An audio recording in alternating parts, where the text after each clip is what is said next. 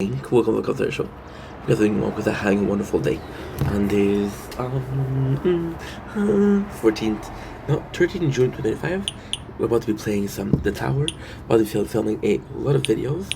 Today is Friday, so it's a day of tournament, which is great. Without further ado, let's freaking go. So we got some mission. Okay. So are we still good for mission? We're not good. No, we're good. We're good for crown. Let's see if the guild sets something.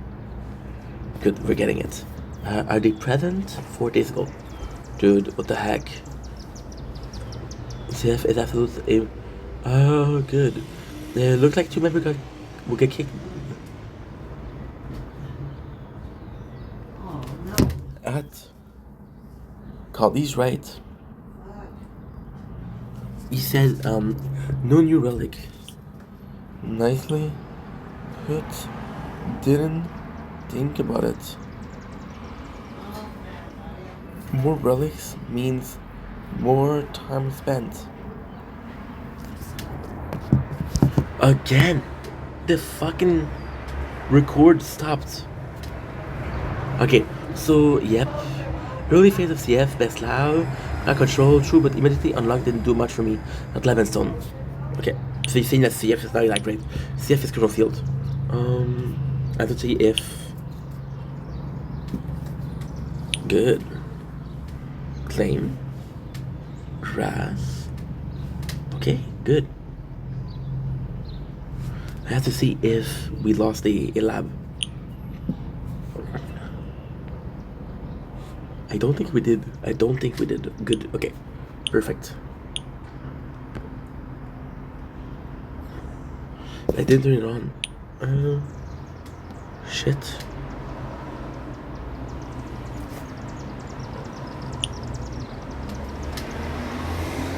Okay, good. It's pretty obvious. I didn't get any new mission? That's crazy. Okay. Okay, that's good. Perfect. And lastly, good. So we have a lot of work to do, so let's fucking go. Yeah, every single playthrough is able to get it. The weeklies. That's good. Okay, let's go.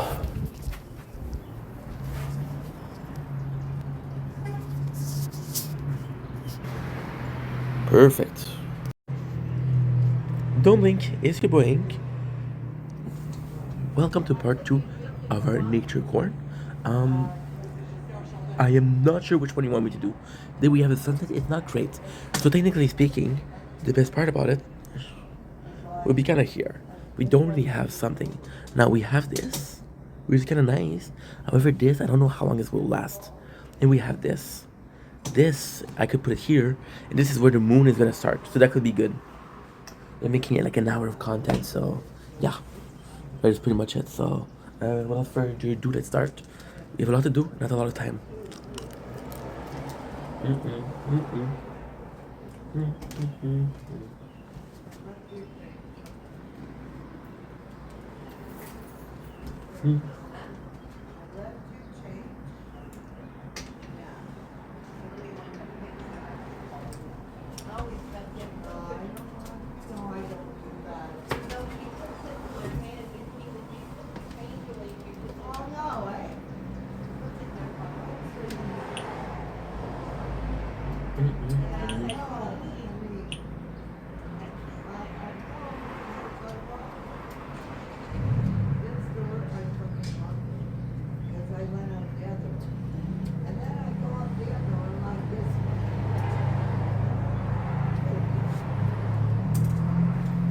Don't blink, it's your boy. Welcome to the show. So welcome to having a wonderful day. On this 13th June 2025, we were answering a simple question. It is such a good content. I had somebody in the DM told me today. A lot of people called you weird. Don't you? Don't. Doesn't it bother you? No. I feel like this is a, it's a good question, but it's such a weirdly put question, right? Um, but there is a principle behind it, and there's a reason why it doesn't bother me. They will talk about the reason why it doesn't bother you. So if you're weird, just like me, this will serve as a sort of a guiding, sort of a role model, but most of all, sort of like, hey, you're kind of cool. Um, so a lot of people call me weird, which is true. I am a weird guy, by the way. So it's not like, oh, just they're just making fun of you. No, it's true. How do I deal with it? Well, when I was younger, right? When I was younger, and it's kind of crazy because we did a video about it with the medication this morning, ADHD. When I was a kid, I was called crazy, crazy a lot. I often got called crazy because I was so weird. I was so weird because some days I was a zombie, and other days I was normal. You know, so it was you never knew what to expect with. And also, I had these ideas that nobody had because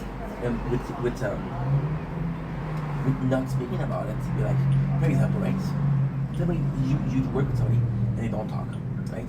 And then they finally talk, and the first thing they say is, "I believe in Martian," and I believe in Martian. And you're like, okay, well, that's a bit sudden, right? Are you good? So a lot of time in my life I've been called crazy. There's time where I literally went crazy though. So this is kind of factual versus it's an insult. It's always also about the perception you have. If you're bothered by being called weird, and people call you weird and they're your friends, they're not real friends. But at the same time, it's not necessarily an insult, right? So for example, if somebody called you stupid, that's an insult. If somebody called you fat, that's an insult. Weird, in my opinion, is not an insult. It's just we having a different point of view. You have to accept that. You have to understand that being weird is not a simple thing. I think being called a name. So we're gonna go racial a little bit. Um, if you take the N word, right, and this is gonna be super offensive. Maybe I'm gonna get canceled, but who gives a shit? If you take the N word in itself, right, and you're like, oh, Lee, you just said N word, right? However, some people will call N word, and there is large aurora storm. Watch, oh, that's nice. See, with the N word, some people say that in positive fashion, right? It's like my boy or my homie, and they took the word and they put it positively. For weird, it's the same thing. It's how you perceive it. If you perceive it as an insult, and also coming from the person, the intonation, coming from the person, you're like, okay, well, this is bad. Am I saying it's cool to be weird? No. Am I saying that you should be weird otherwise you're fucked? No. I'm just saying that being weird isn't a bad thing. Because you're different than other people, that's a good thing. For example, you see this person that's an asshole, you say, oh, you're weird. I'm like, okay, well, I'm not like you, so I'm not an asshole, that's good. Or there's people that are following a footstep, and you see that those footsteps, and you see everybody following A, B, C, and D, and G, and E, and you're like, I don't need to do that. I don't need to do that. And because you walk a different line, you're called crazy. So the context of the name calling is also important. But then, even then, it was such a pleasure because I went from being called crazy to be called weird. So already this is more positive, first of all.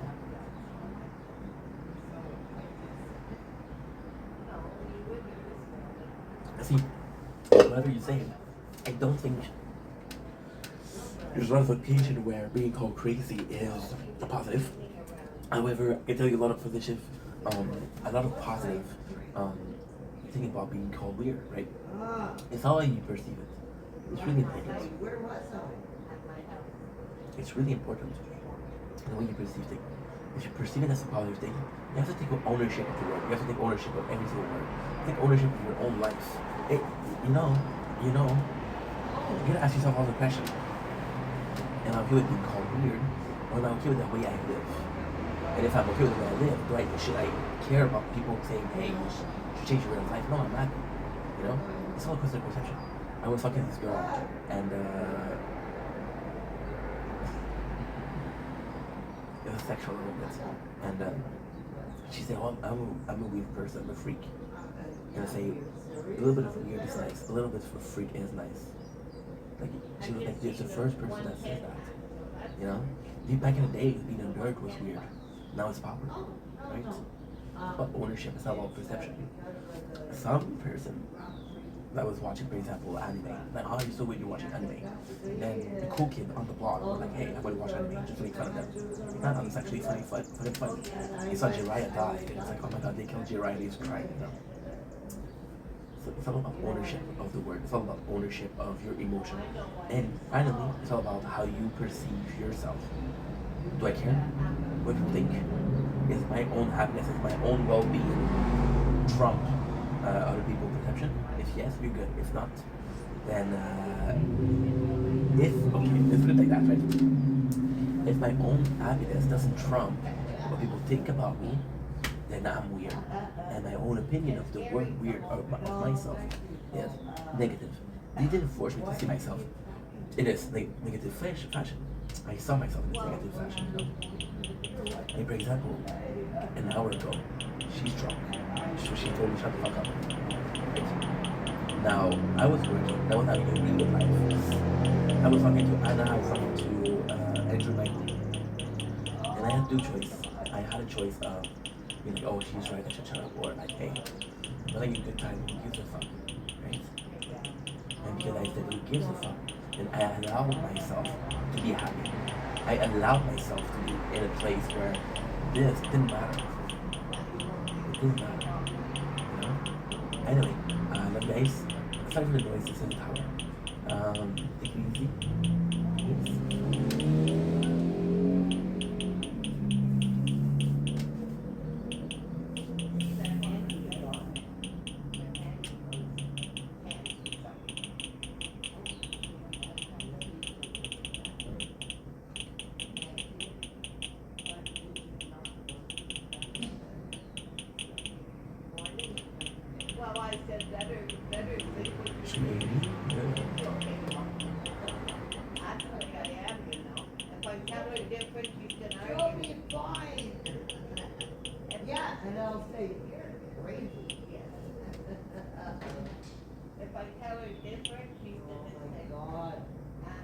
Don't blink, yes you blink. Welcome to the controversial. Because doing well. They're having a wonderful day. Guys, we got it's really loud neighbors, so you know, it is what it is. I want to talk about this morning. So what happened was, okay, what happened this morning with Kenny vs. Penny, because yes, we're recapping on Kenny vs. Penny. We're reviewing season 5 of Kenny vs. Penny. We were doing who's the disabled people like more. We'll redo it. And technically not. We're just gonna do new Kenny. So we're gonna do Penny is done. Kenny isn't done. What happened is I wasn't feeling like filming videos that I was filming for a lot. So exactly what happened is at 4 o'clock in the morning I went out because I wanted to see the moon. I wanted to see the sunrise. And I came back and it was already like 6:30, 7 o'clock. Oh my god, I don't want to film, you know. So the phone overheated and then I was like, well, I have to cool it down. And when I was cooling it down, I said, don't force yourself to make videos. So yeah. So season 5, episode 9, Disabled People Like More. We already reviewed Spain. Let's review Kenny. So once again, and this is, we're starting rough, but at the same time, it's a bit insane. How much intro in the video is too much intro? I don't know. I don't know. You know what I mean? So Kenny playing like an asshole. He sees the people with handicap. He gives a little punch to Jeff as a how's it going? He gives, like I said, he was talking shit about gonna be fucked, and he's really an asshole. So he goes in, and what he does is he sent them to, so the first one, they sent him to an art gallery. So the guy who's blind cannot see shit. Which is funny because every single one of these activities are taken away from him, from somebody. And then he goes to the music group, right? He goes to the music group. And then it's something funny because the music group is a girl catching. And it's not her fault. She doesn't have vocal training, right? It's not her fault. She's born like that. It's not like, yo, I decided to be deaf. It's like, oh no. What are you doing backstory? Wait a second. No.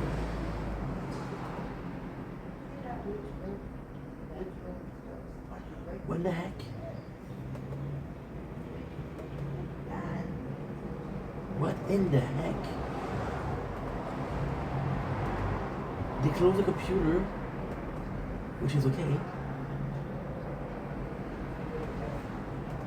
But they also close every single pages.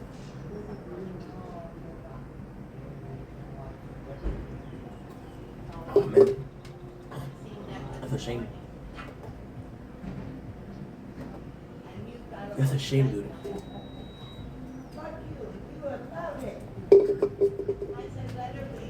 It's been like that for the whole day. So you see, usually I'll leave the phone open, I'll leave something open, but now it doesn't work. What I'll do is I'll do Kenny vs. Benny. Hopefully he's here. Fuck, this is bad, dude. Versus. Oh. Okay. Nothing I can do really, but it's still not a big deal. It's not a big deal. Let's check it out. What was the website?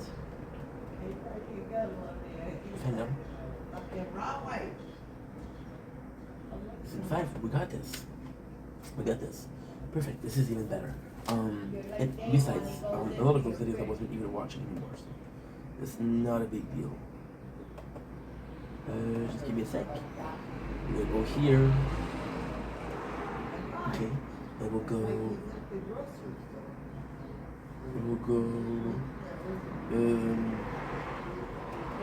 We'll go 16 real. Oh my God, I can't even tell you, you bastard. And the sad part is, when I'm talking to the camera, when I'm filming, don't give me shit. Yeah. No, yeah, no. I would give up money, shopping and everything. You know? What are we supposed to do? I guess come back. So he takes him to a art gallery. So that the guy. So a lot of people say, "Oh, he's blind." He's not blind. It's another sickness, and I don't think it's fair to call him blind. So you can't see shit. The second one, he does a kind of like a music band, and Cash just have vocal training, and he says, "You're off, you're off, you're off," and then she says, "I don't have vocal training. It's not my fault." And it's like, "Well, try harder." And then she's like, "Can I have some water?" And he said, "If you do it good, you get water." And then even at the end, Jeff, who plays the drum, he's like a little bit of showboating Jeff. And the last one is, and every time, if he's in the art gallery, he's out there. He's out there. And when he comes back, he talks to his mom. And he's on the phone when he comes back, he talks to his mom. And he insults everybody. And he insults his mom. And no, he's on the phone. And he insults the person on the phone. Then says, "Okay, bye, mom." So it's kind of funny. Then during the musical, he's there. Then during the handball, he's there. But he's just being a complete asshole. And then the last one is he goes to do go-kart. And they're not doing go-kart, only he is. They're just watching him and waiting for him. And then, so that's how Kenny's strategy is. So you think, what the fuck is his strategy, right? Well, strategy wants to say he is Benny. And the whole time, he is Benny, he is Benny, he is Benny, he is Benny. Everybody fuck. Everybody vote for Benny. No, everybody. No, this is so good. This is fucking good.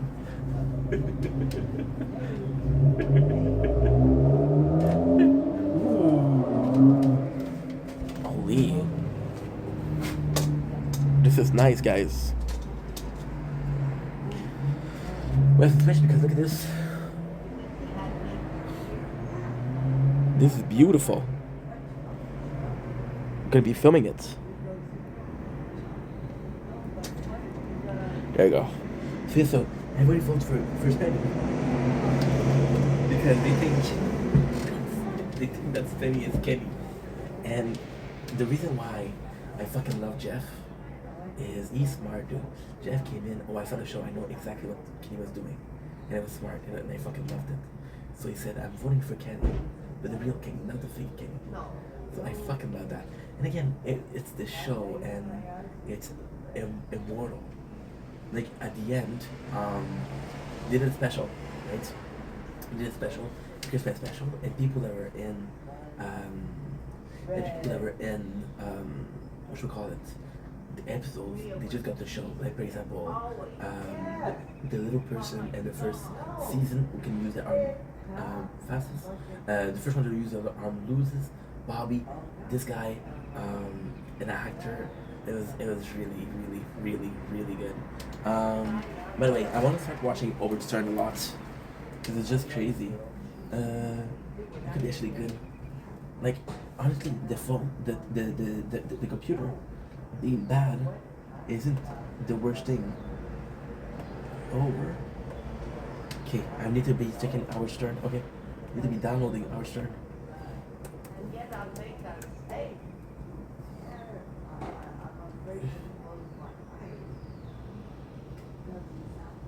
Where are you going? No, well, you tell them, stay out of my goddamn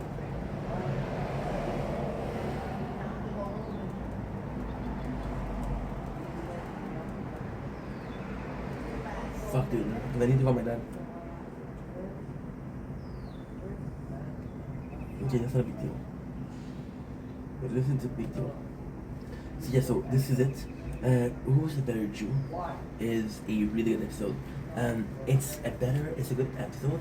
But it's not a good one because when you look at Who's the Better Soldier and Who's the Better Jew, Who's the Better Soldier is actually really cool. Who's the Better Jew is it's kind of nuts. So it's not a good episode in the sense of it's a good competition. It's not a good episode in the sense of I fucking got you. This is a mosquito. It's a fucking mosquito. Why? I get bites like now you know why they're not with nobody. I get bites the whole time because I got sweets. They love that. So yeah, so Who's Better Jew isn't a good episode in the sense of this is it's a competition. The simple fact is Kenny. This is a really good like lesson in life.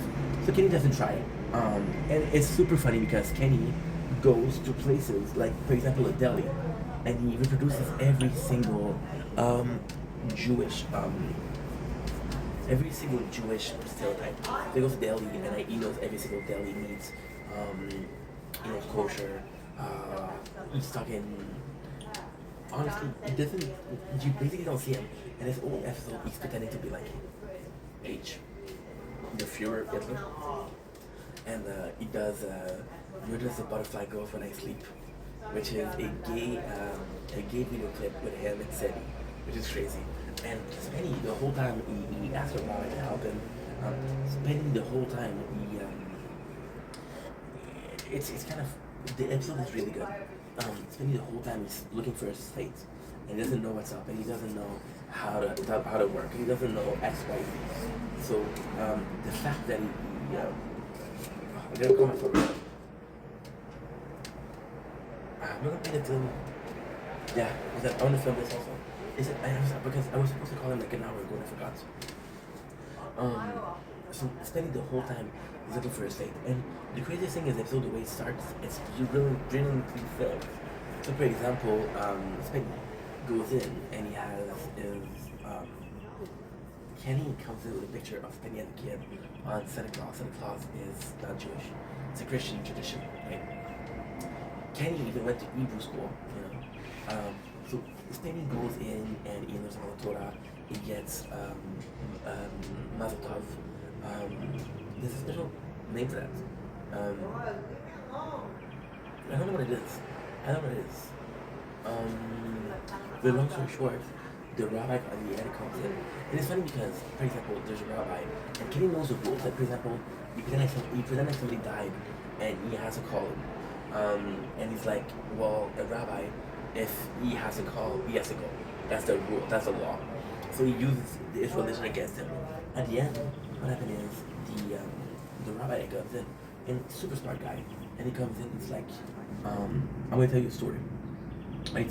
It's two students, and this is really cool because you see Kenny and Spenny listening. Like they both want to win, but they also both want to be better human being. So he goes in and said, there's two students on the ladder. One is at the second step, and the other one is at the end. And the rabbi asked the two students, he says, who is the closest? And the guy on the top of the ladder said, yes, me.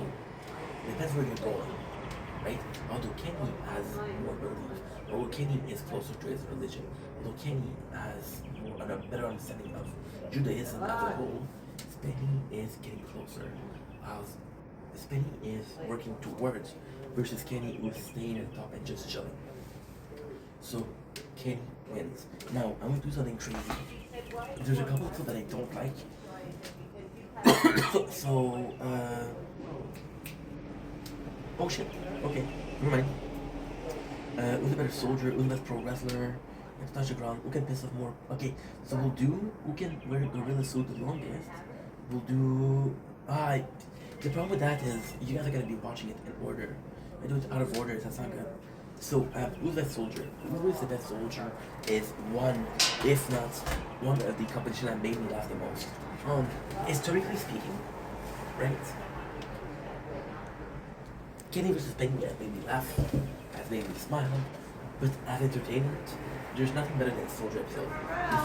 The Soldier episode is a masterpiece, and I'm being honest. I know it sounds like I'm not being honest, but I am. Who's the best soldier is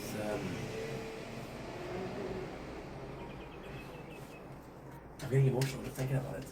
So they both go to a soldier and they receive this caporal. Now, this caporal has never served. He has army training, but he never served. So they go in and it's like, yo, I'm gonna train you to become a good soldier. Now, the problem with this competition, and this is beautiful because you only notice it when it's finished. You only see it as an insight. There's no rules. Like, who is the soldier? What is a good soldier? And is the corporal at the end that says it? If I go to war, I'm taking this guy, right? So the best soldier wasn't the guy who take the battle, right? So they start. And by the way, Kenny is fucking up. This one I usually like to say about Benny and Kenny, but now I don't have a choice of both doing it. So they're doing trainings. The first thing you do is you have a barrack, and it's so fucking funny.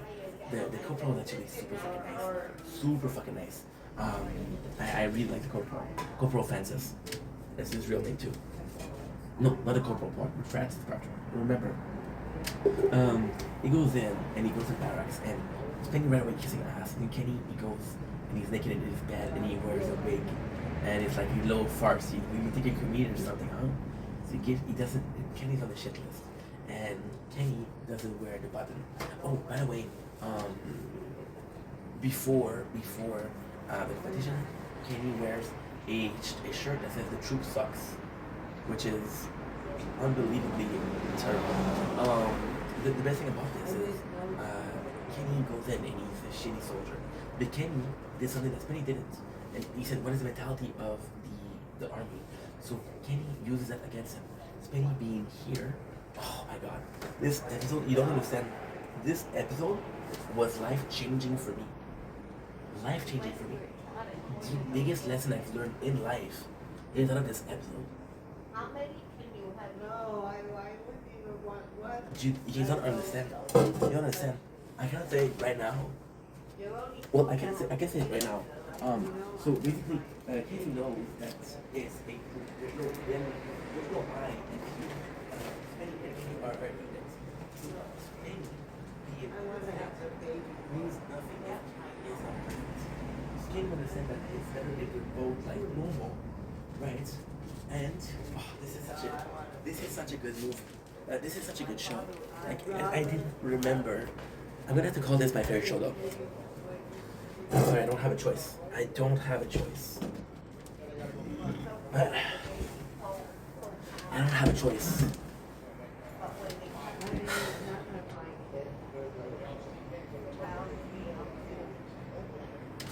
Wow. Kenny knows that Spenny will get. So, for example, Kenny gets prepared and he doesn't button on the shirt correctly. He doesn't tie his shoes properly. So this guy, the corporal is like, Spenny, good uniform, you're presentable, outstanding. Kenny, you look like shit. And then he gives shit to Kenny, to Spenny. He's like, why? This is so good. This is so fucking good. This show, I'm telling you, this show, when the first time I watched it, I wasn't a fan of it. Well, no, that's not true. I wasn't as big of a fan of it. But now, this is mind-blowing. And It's kind of like this episode. For some reason, it's not the first episode that you. I don't think anybody that has watched the show will say, "Hey, this is my favorite episode." However, it's so important. So Kenny comes in, and no, so the couple was like, "Why is he not looking like you?" And then Spenny is like, "I'm not responsible for him, sir." And then the couple was like, "Is there I in team?" And he said, "No." And the funniest thing is, you're gonna wear a, you're gonna wear socks. Like, and Spenny's gonna try to snitch. So he tells the corporal, "Only one pair of socks, sir." And he's only wearing one socks, and you see Brennan laughing, and it's just so funny. Kenny right away he does it. But Kenny has watched movies like Metal Jacket, has watched movie like a lot of army movie. You know, a lot of army movie, a lot of training movie are extremely similar. It's every single time it's gonna be about a guy, the underdog, that is not a good soldier, but you make him into a good soldier, right? So Kenny does that, and he says the following, and it is the life-changing. This, I'm gonna sound like I'm exaggerating, but this was the, you know when I say, and I said that before, and you know me, right? I said Kenny was behind a lot of the person I am. Kenny was responsible for a lot of things that I did. Kenny was responsible for the way I thought about life, right? This is what I mean. What I mean is that, in the specific, I would say, in a specific optic, Kenny says, sorry, I'm so unfocused today. It's that ADHD game. You got them talking, I go to the tower, I got the tower. I have to call my father because he's gonna get mad at me otherwise. So yeah, that's really busy.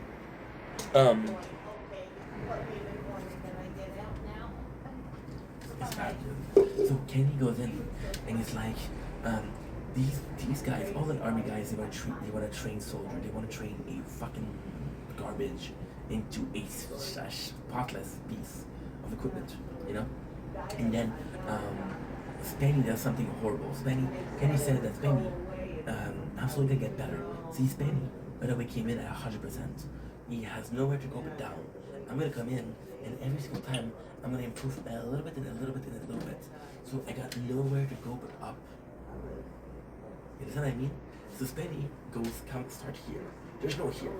So all the way you can go, the only way you can go is here. And Kenny is here. So at first, his impression is Kenny's gonna think like, oh, this is a perfect soldier. Then he fucks up. Then he loses some weight.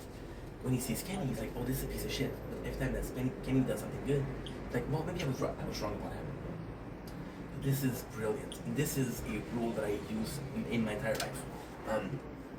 I don't care about the first impression. I'm always gonna do under work. I'm always gonna be under. There's another word for that. I'm having a hard time today, but I'm always gonna be underachieving because I'll have nowhere to go but up. And this is something that was so impressive. So it goes in and it works. So for example, the first training that they do is they do a obstacle course, and then this is beautiful. So Kenny goes in and he's and this is important. So you see how I told you how he was gonna do better and better and better and better and better. Well, the first training that he has is an obstacle course, and Kenny pretends like he's doing an ankle. So he shows you how to train an ankle, so he damages it by twisting it, by slapping it, you know. But then when he's on break, he does a photo shoot with his chase, which is Tasteful News. So he gets naked in the forest and they take pictures. Super funny. Tasteful News with Kenny.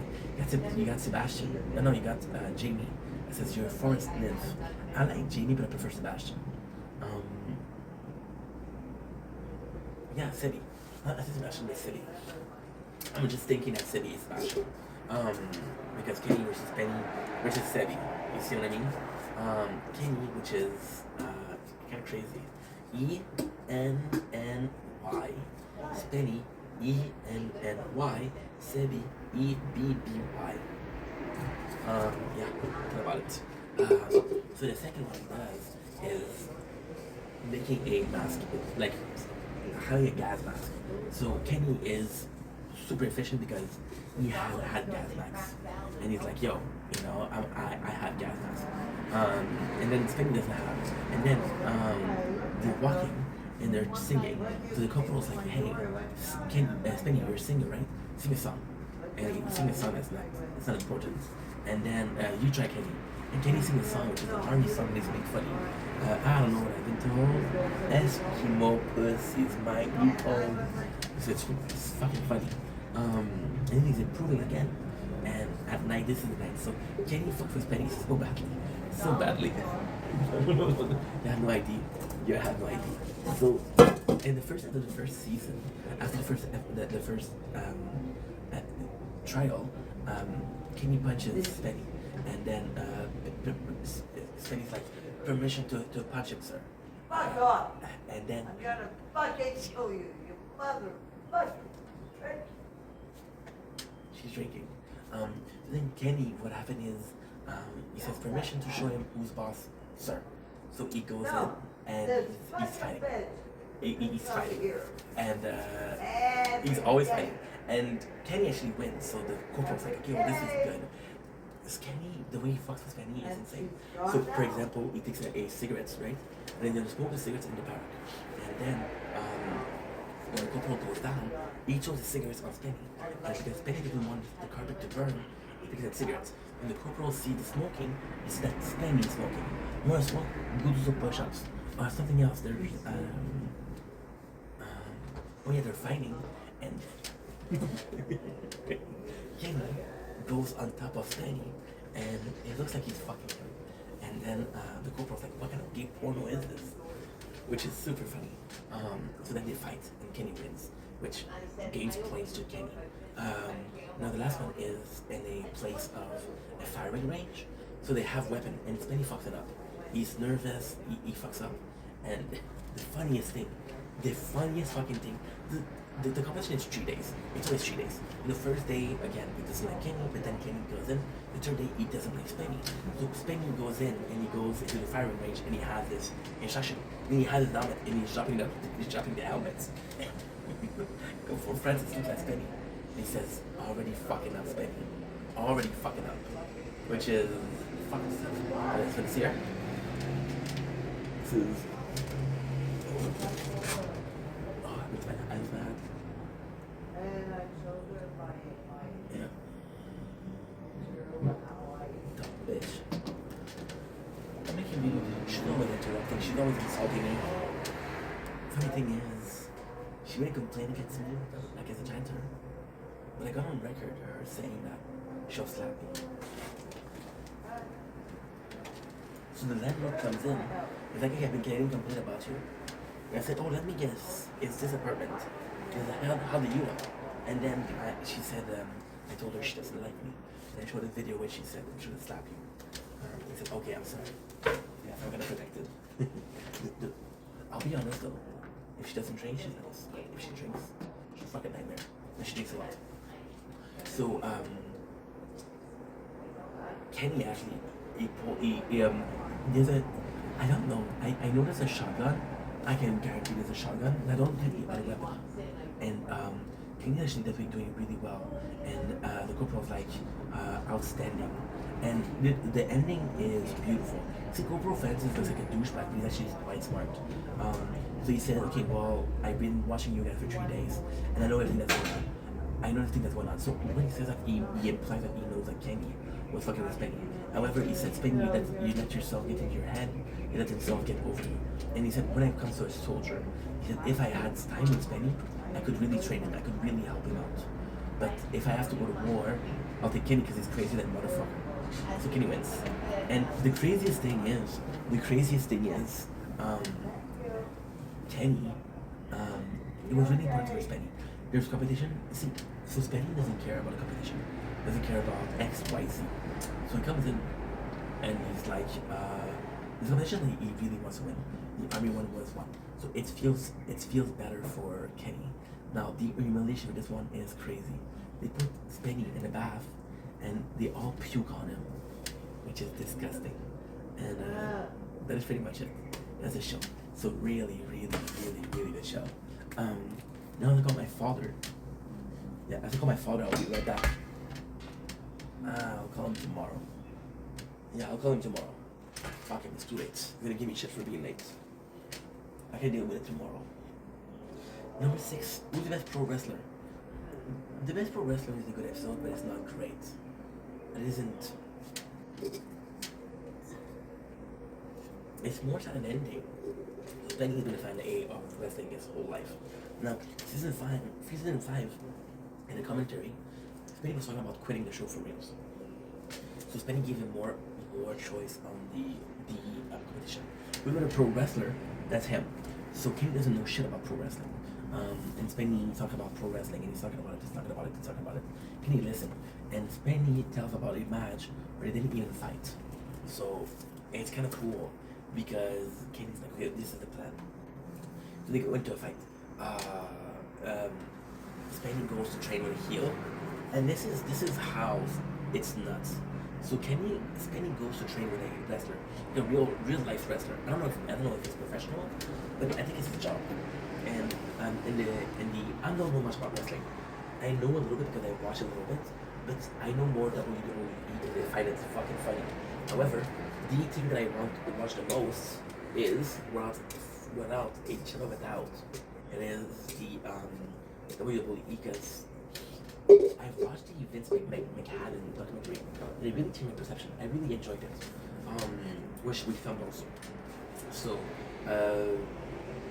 there's something called the heel, which is a bad guy, and we don't like that big heel. So the guy that Spenny trains with is a heel, and Spenny, when it comes to competition, he goes in and he's a fucking nice guy. So he trained by a heel. So they train, and the heel we showed him the trick. He showed him some moves. He's always complaining, and he's always complaining. It's like you can't complain, you cannot complain. So fucking Kenny, what he does is he goes crazy, and he creates a Yarp Yarp. The Yarp Yarp is a creature of mythology, where there's a toaster in the bath, and he plays basketball. So it's just Kenny creating a character. See, that's the thing. Spenny spends so much time on his training that he doesn't spend time on his character. But Kenny did all the time on the character. So he goes in, and he comes into the thing and to the wrestling ring with a hammer, and he's punching. And the funniest thing is, Kenny goes in with a guy called Celine Dion, which is super fucking funny because Dion is a hero of us, of Canadian.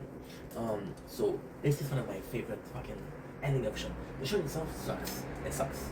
Even the Yarp Yarp is stupid. It's fucking stupid. But the final of the show is super funny because they go into the octagon. Well, I forgot to say octagon.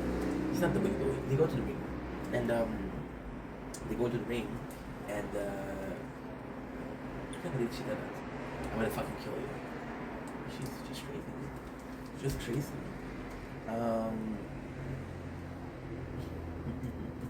So they go in, and Spenny's partner is an asshole. Not in real life, but the character he's playing is an asshole. So when Kenny and his trainer goes in to fight Spenny, the partner, he turns against Spenny. And the funny thing is, he gives him a hammer. I don't know if he hits with a hammer for reals, but it is kind of fucking crazy. I live in a rough neighborhood, right? I love it though.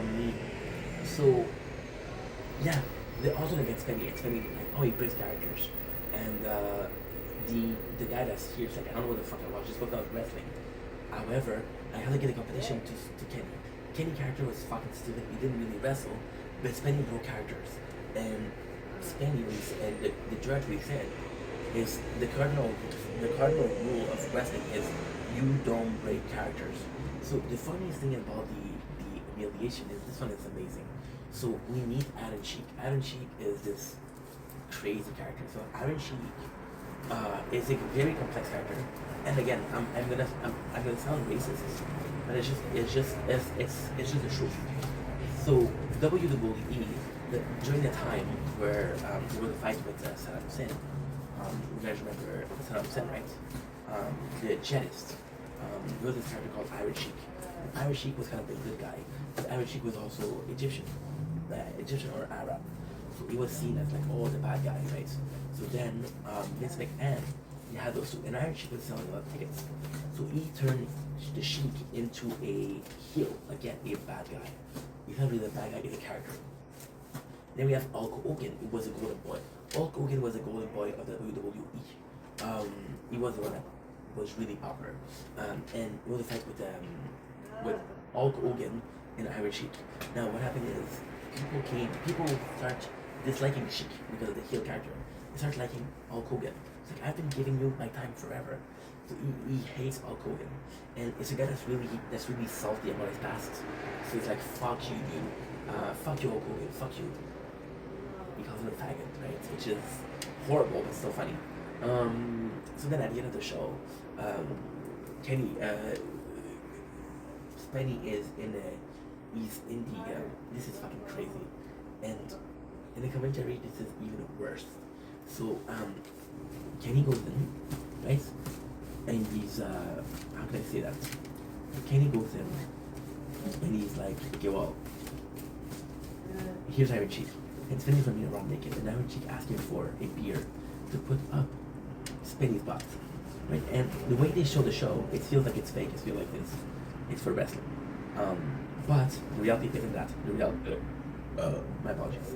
The reality isn't that. The reality is that it was really real. Sheik wanted to do it because he felt like Spenny disrespected him. And that's pretty much it. Season 5 of the 5. Who is the first one to touch the ground loses. This is fucking unbelievable competition. It could be one of the most boring competition ever, but it turns out to be one of the most interesting.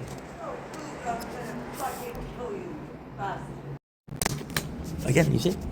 So yeah, I'm gonna call my father. It's too late.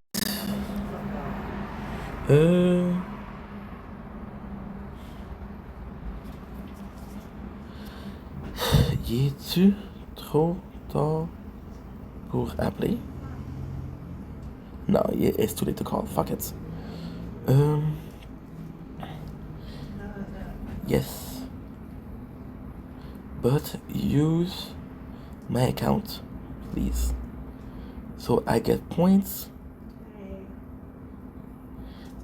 And tell me the flavor first.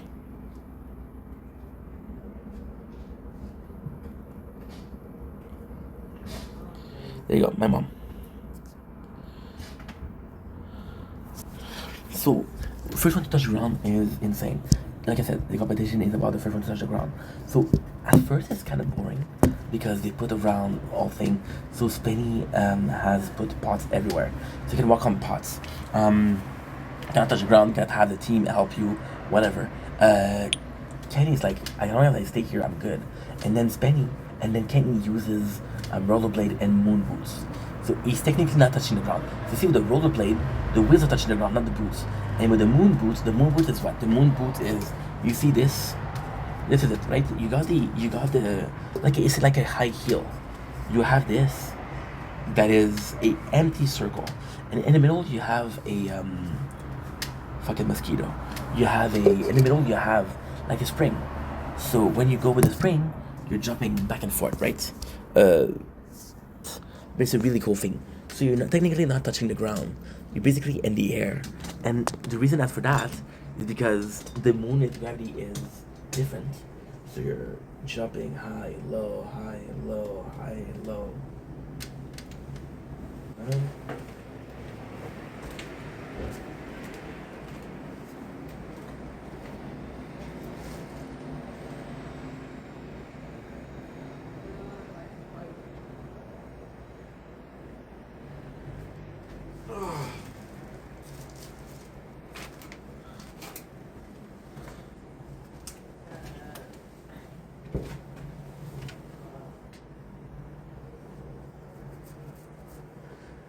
Totally keeping that finger over here again. I went to stop. I went to pause because I want to make sure that the door's locked because she's fucking nuts. So I went to click to unpause and I click stop. Like I was saying, the episode is boring. This Kenny fucking with Spenny. He thinks a gun. He shoot BB gun. Caught it. And he shoot BB gun and shit, right?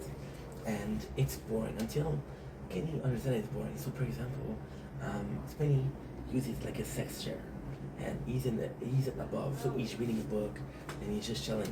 And the problem with Spenny is, it's gonna be his day. he has the water, he has everything. Then what he can do is Kenny goes in. Oh, he's not able to touch the things of the other. So Penny puts in vase, pots, pots for, yeah, pots in general, and can walk on them. So Kenny takes the basketball and he pushes the pots away. So Kenny is stuck in the chair. So Penny is stuck in the chair. That's why he's not really fucking with him.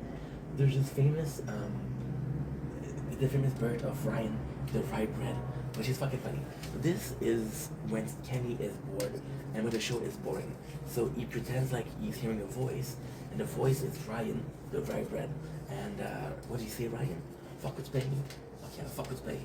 And then, and he said, the funny thing is, when he's talking, you see, they said I was crazy. Oh, sure, that was crazy. And the editing, they made the camera shake, which is super funny.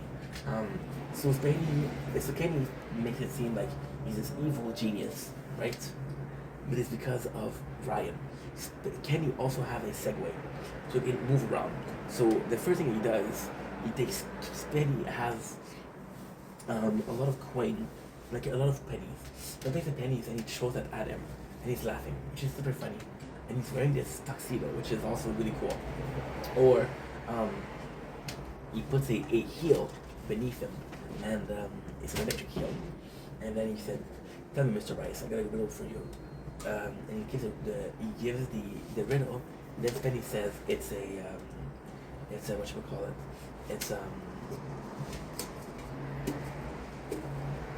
yeah, he said a riddle and then say heel. So then because he said that, Kenny's like, "You want again, Mr. Rice? You want again?" So it's super funny. Just Kenny fucking around with Penny a lot. And it's Penny goes. Penny, the way he was thinking, he was like, "Yo, I'm gonna go and I'm gonna go on a boat with the stuff on it. I'm not touching the ground. I'm touching the water. And we're just gonna have some fun and just party." And then he's wearing a uniform, which is like a sailor, right? And it's so fucking funny. And he's wearing this uniform as a sailor because he has a friend called Jonah. Jonah is kind of he's a bit odd. He's like a good guy, but it's a bit questionable, if you will. So then you dress up and Kenny goes in. Kenny goes in and he assaults Penny, and Penny says, "I think it's funny that the public knows, but he doesn't, right?" So he's like, "Oh, you love semen, huh?" He's like, "Yeah, I like semen. You love drinking your own semen. I hear you at night drinking it, semen like a sperm," which was hilarious. Then Penny is kind of stuck. I'm gonna go in because she's gonna annoy me. No, when she's not,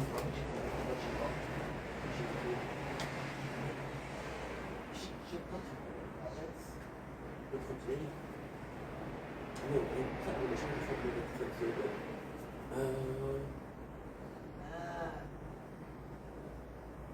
What else? Kenny will throw back, grab the hand. It's just fucking funny because Penny is stuck there, but really, really stuck there. And it's just fucking funny. He fucked with Spin, and that's pretty much the competition. And Kenny loses because Kenny, with a Segway, goes crazy and falls on the side. So that's the whole show.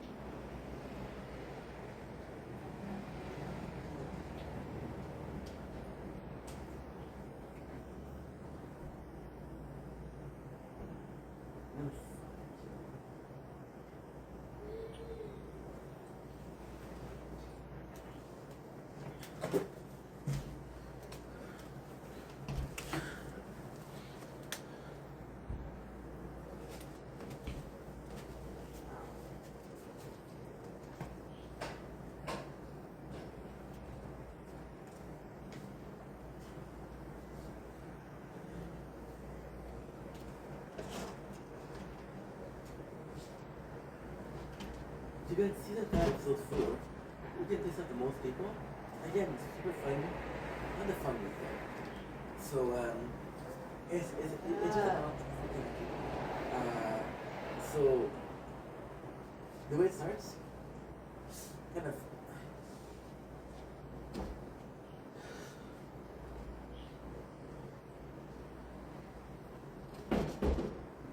I'm sorry, I'm a bit pissed because I can't do shit. She's old. She's drunk.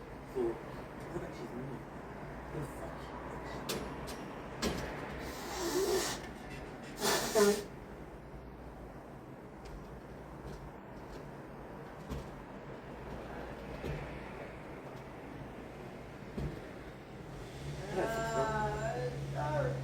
You hear it, you see?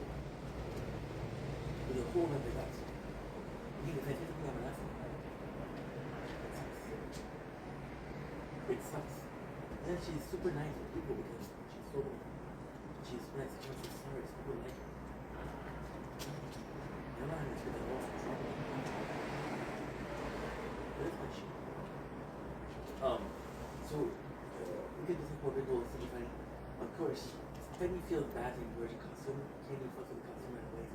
So Penny goes in, and I'm gonna go explain first. He has his friend, them to be an asshole. He's wearing a sign that said "Don't be stupid." And the funny thing is, some of the people they hate it. Think about the panel, and we say, "Hey, you fucking broke the panel."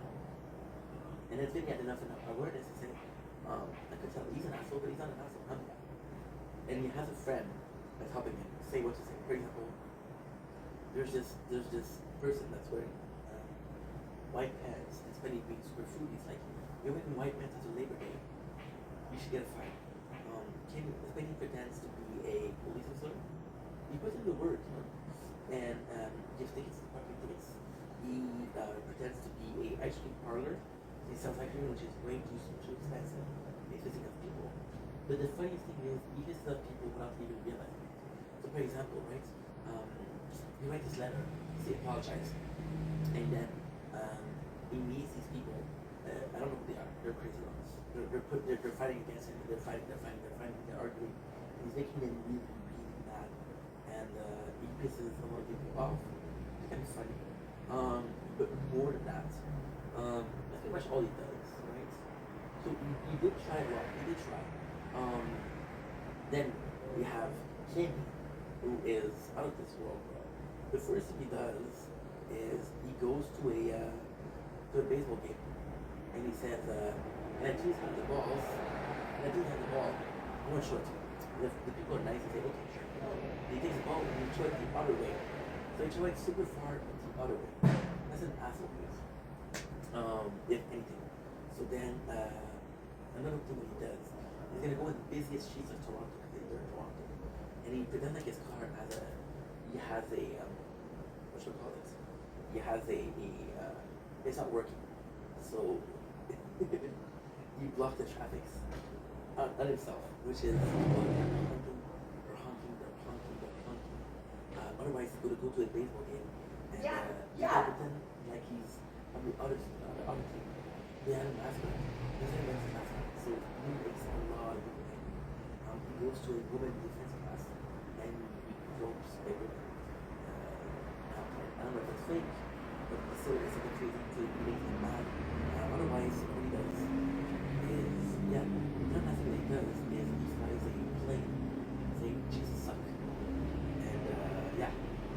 he won. He made a lot of people, he made a lot of people angry. He also tried to make it entertaining. So, for example, trying to make Brandon by fucking with equipment. They could work, Brandon's like, "You don't bother me."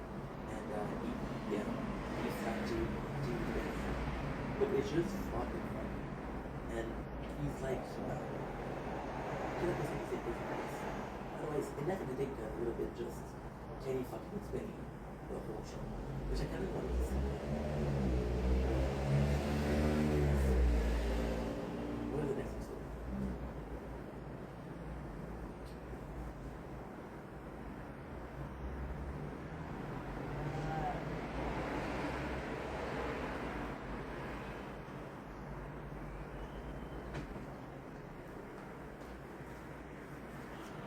the electric to the inside to go back outside. Just my mom answered. She didn't. Did she? She didn't. 35, okay. The next one is who can wear a gorilla suit the longest? It's not great. People love this episode, I don't. They just wear a gorilla suit and they're fucking with each other. It's boring, it's boring. Gets Penny talking about, so it's really warm. So they're putting ice pack, they're putting fans. Gets Penny talking about the gorilla being instinct or close to instinct. They're just fighting. And then he pushes Penny and oh yeah. So Kenny says it's the animal kingdom, so you're my bitch. I'm the male dominant, I'm the silverback. So he pushes Penny. Then Penny goes in and attacks him. But it's Safi. This was crazy. It's a boring episode. At the end, the competition ends because he puts ads in Spinny's back, or he puts a fire and burns the mask. Kenny gets a trim, which is kind of weird. The end is Spinny is on the hood of a car as a safari. It's a boring episode for reals. What is next?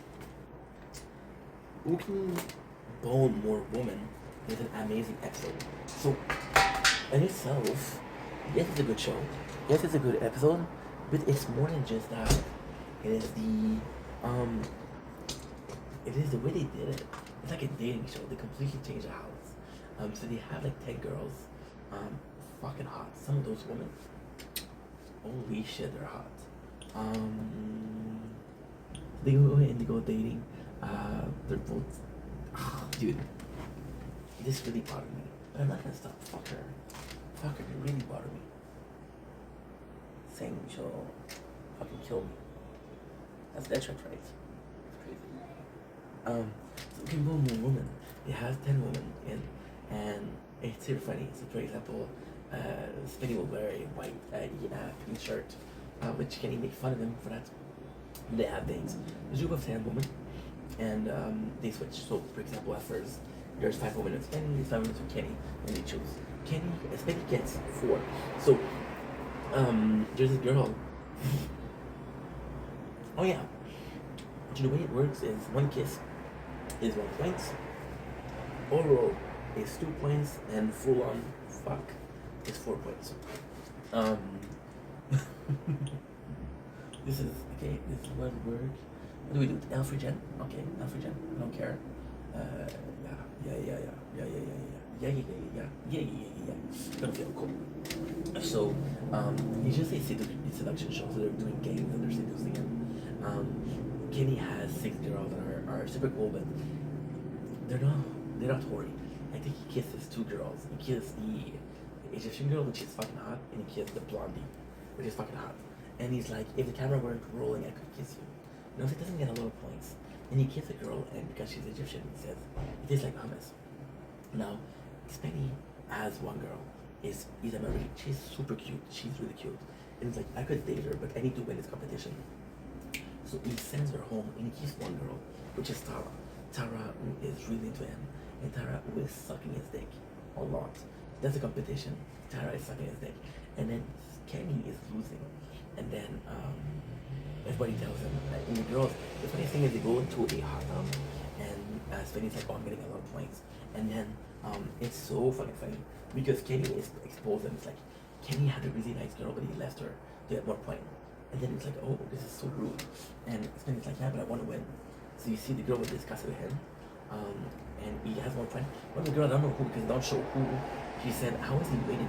The other thing is, Tara's getting her points, so she's kissing him, she's sucking his dick. I think she sucked him off like 10 times during 3 days. So that's like 30 points, which Kenny only has 7. And then at the very end, it is so fucking funny.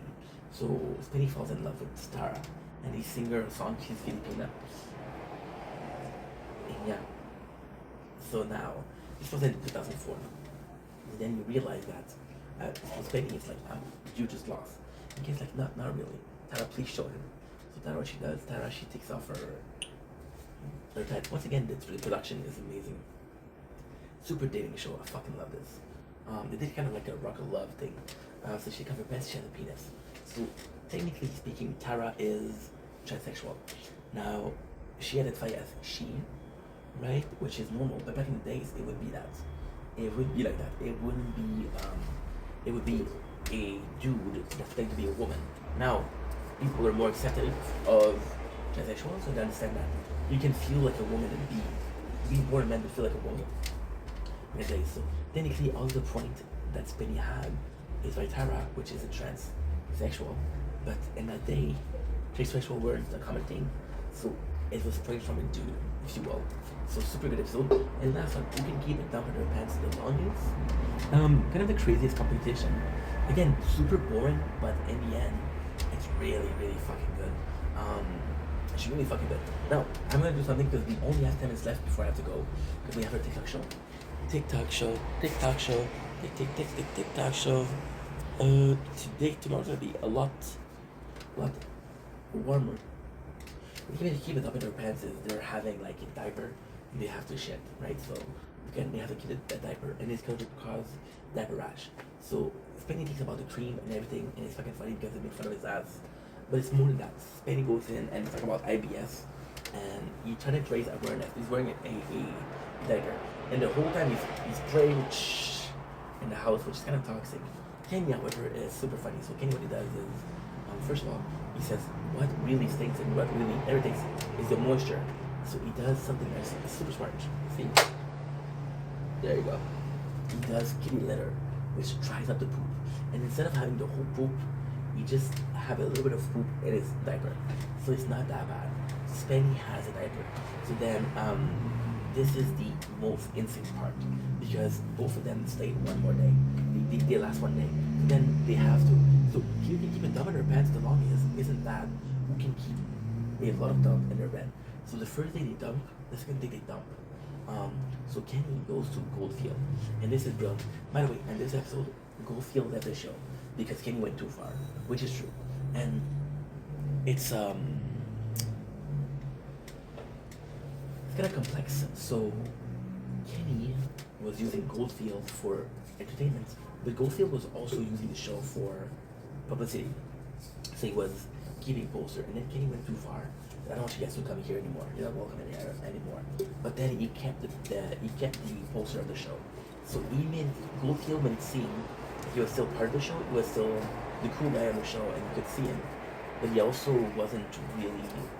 He wasn't honest, but also he was an asshole. So, a wrong for a wrong. In this one, Kenny goes to Goldfield for medicine, for pills. He's like, hey, keep the pills. And he's like, I want to keep pills that will stop me from, that will constipate me, right? And then, this is so fucking funny. This is so fucking funny. He takes pills that are constipating. And what he does is he goes out and he trades the pills in the box for something that is diarrhea. And then he goes back home and he shows Penny that he's using the pills, and he says, those pills are mine. Don't touch them. They're constipating. So then Penny's like, this is a stupid idea. Then he's like, this is a brilliant idea. So what he does is he goes to get the pills, right? This is fucking amazing. He goes to Goldfield to get the medication, and he takes the boxes that Kenny left, the box with switch medication. So of a constipant, it's a laxative. So Penny takes laxative, and then Kenny stops the camera and said, "You wanna know why he's shitting? Because he took laxative. Did I give it to him? No." So then again, that's it. That's a competition. They do competition, and Penny has, this is disgusting. Just keeps on pooping it. But Penny loses. And that's pretty much it. That's the competition. So great show. Great season. Now, because we have some time left, what I'm gonna do is something a bit special. We're with season 6, and we're gonna go all of the episodes, and we're gonna talk about it. Who can 69 the longest? Who can squeeze more boobs? Who's the bigger idiot? And who can keep, okay? Who can 69 the longest? Boring. Horrible. Who can squeeze more boob? It's a great show. Great show, but kind of boring. Bigger Idiot, one of my least favorite show. We can keep it. Is I don't know. Chicken coop the longest. Brilliant. We can get further with the other guy's mom. Brilliant. We can win the cockfight. Okay. We get black guy like more part one, part two. It's good, but at the same time, some of the craziest shit. So it's kind of like crazy shit, but it just goes too far. We can have more fun. It's okay. Who can be? Oh wow. Who's the better basketball coach? Not good. Who's the best commercial? Okay. We can put on the best play. Somewhat good. We can say a 9 and the longest. Ooh, season 6 is 14 episodes. Okay, okay. Damn, okay. And that's it for us. I'll see you guys tomorrow. Love ya. Take it easy. Peace. Sorry about not being in the mood. It's just like, imagine somebody, even drunk, they tell you I'm gonna fucking kill you.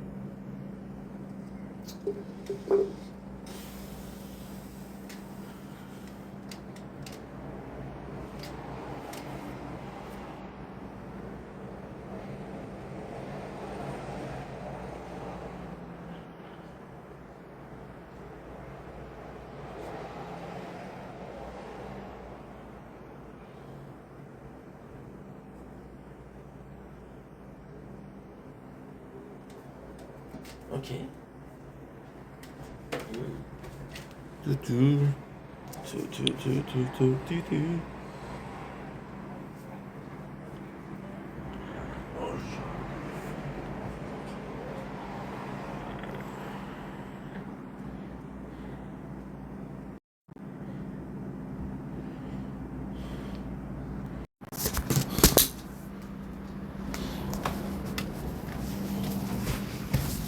Fuck yourself. Who are you talking to? What are you talking to? Fuck you. Go fuck yourself. I'm recording. That shit. Call the cops. Freaking weak.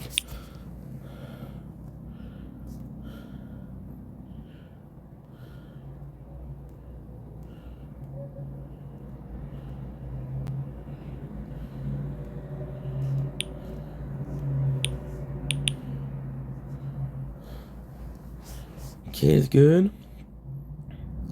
Gotta call my mom.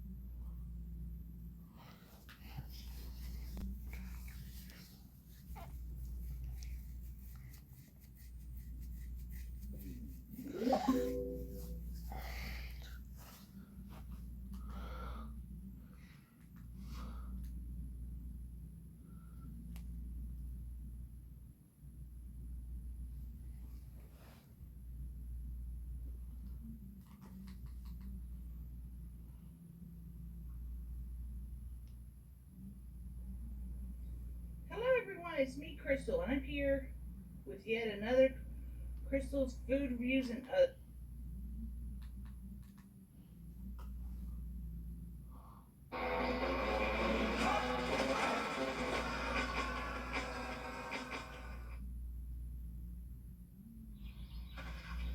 Quand c'est propre, ça fait rêver. Le nouveau H2 Pro de Vileda, avec 2 réservoirs séparés, pulvérise de l'eau propre, nettoie efficacement et emprisonne la saleté dans un réservoir séparé. Le nouveau système H2 Pro de Vileda. Hello everyone, it's me, Crystal, and I'm here with yet another Crystal's Food Reviews and other things. The other thing today is probably going to be that my phone is going to fall off because it's just not sticking up there. It keeps falling down. Today we're doing a special thing. I like to try new items, right? Well, Taco Bell, which isn't new, has a new series of meat product. And the meat product is called Cantina Chicken. And I don't know what Cantina means, but I looked on their website and it said like slow roasted chicken. And to think that Taco Bell would be doing anything slow, alright, I'm already mad. Why would you put the chips upside down in the bag? Look. You're supposed to have nachos and look what happens. They put them upside down.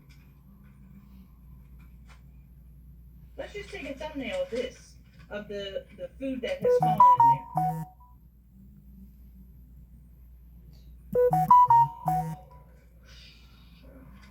Cheese. See this box too. Cheese. Ooh.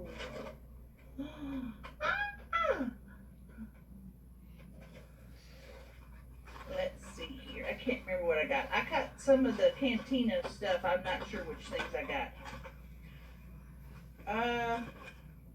So this box, it's a box.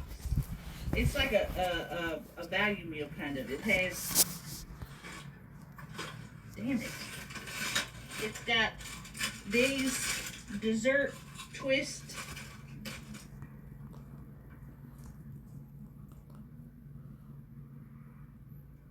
Dessert twist.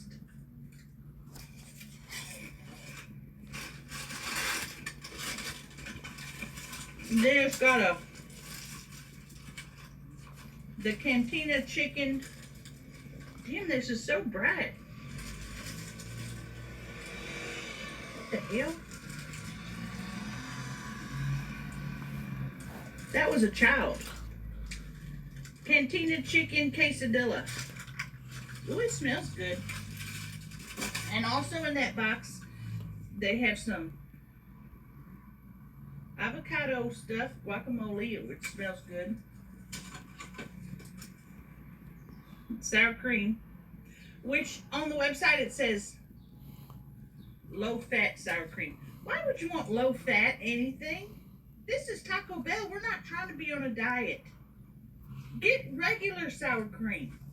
You're gonna do this bullshit right here.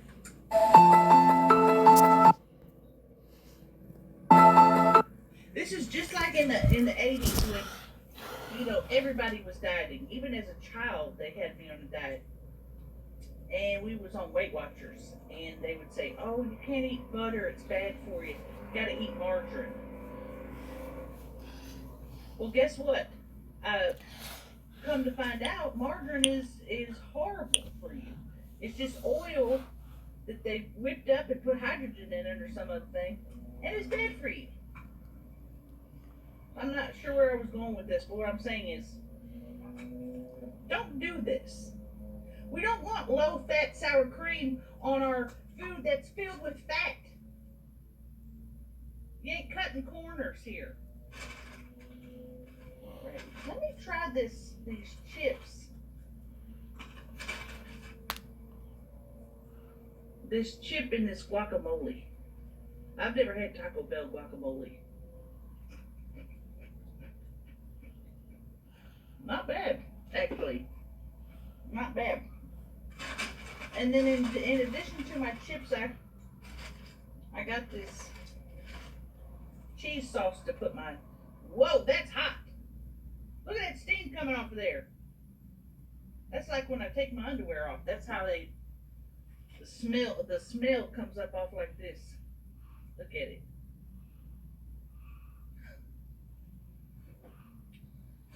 Alright, the bag of chips. That's just so irritating to me. Then I got these little cantina.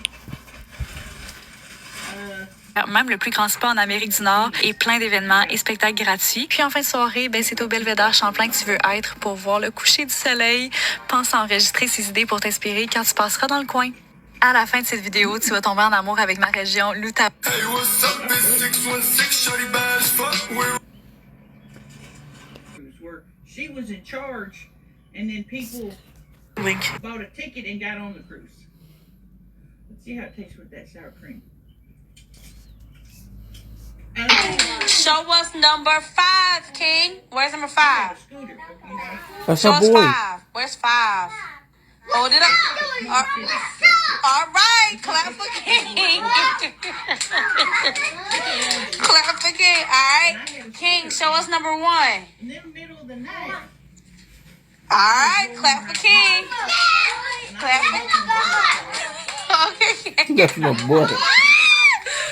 King, show us number 2. Number 2, King. Hey, you got it. And you turn All right, clap for King.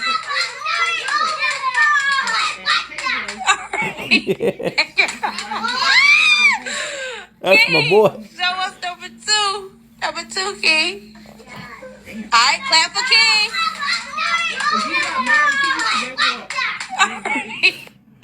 Show us number 5, King. Where's number 5? Show us 5. Where's 5? Hold it up. All right, clap for King. Clap for King. All right, King, show us number 1. That chicken is tender. All right, clap for King. Clap for Oh, that was sweet as fuck, dude. Okay. That was sweet as fuck. All right. If you didn't go to the cruise, Could give a shit. and you're like, I missed out on the cruise. Guess what? The moon and gravity is different. The cruise was such a success, and people have so much fun that they're doing it again in 2026. Link is your boy Link. Billy Gilman, and y'all know that I'm obsessed. And he did his little shows, and I didn't get to see him because I was busy. The moon and We had gravity another is band called different. So you're Mini jumping. Kids. The moon and gravity Yes. is different. But the people was mini, small, little people. And I'm gonna tell you this right now. Hey, what's up? It's 6. I don't know too many little people in my life. I've just never met many little people. And these fellas on this boat were pulling more, you know what, than all the men combined on the boat. Oh. And that's not a lie. Every time I turn around, those little mini kiss guys were with another chick. What? The last night, one of the little mini kiss guys, and I don't remember their names. I know one fella's name is Arturo, but I don't know the other guy. There's one that's real wild. Well, somebody said, show your butthole, and he hopped up on that side of that hot tub and spread them cheeks and showed his butthole. And not just a quick pull, you glance. He spread his cheeks and then continued to show his butthole for a full 2 minutes. Much to everyone's delight and horror, you know. And I stared at it for quite a while because, one, I ain't seen many men's buttholes. And two, this fella Oh, let's go. was thick. He had an ass almost as thick as mine. What? And I was just enamored with it. Enamored. So they had a mini kiss, they had a Fleetwood Mac cover band. They had a guy doing speed painting. They have a tattoo guy. What is the deal with everyone in this little small? I'm in a small town in Kentucky. I don't know what it's called. Princeton, maybe. And everybody's revving up their engines. Anyway, let me eat some of these little things here. I like to get these little chips and cheese because you get this giant thing of cheese and then you get about 4 chips. So you have the cheese left over for what else ever you're eating. So the cruise. Right, we get in there on a Friday. And it's raining. Oh, dang, that's hot.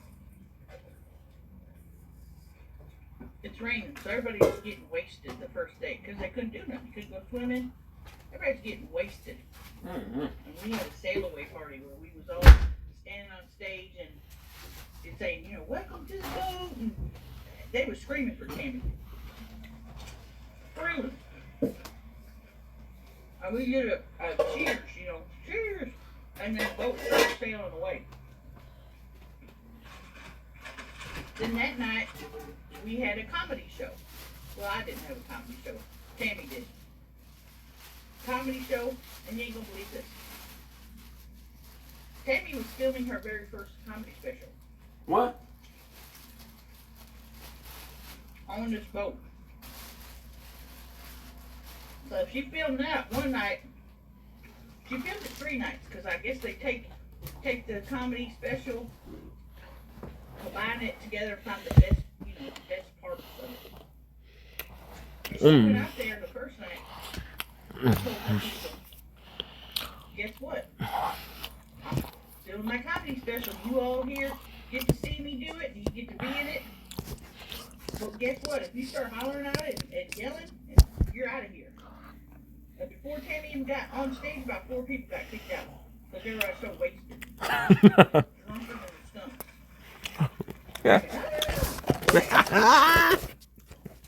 And you can't go away mad because you're stuck on a boat. So,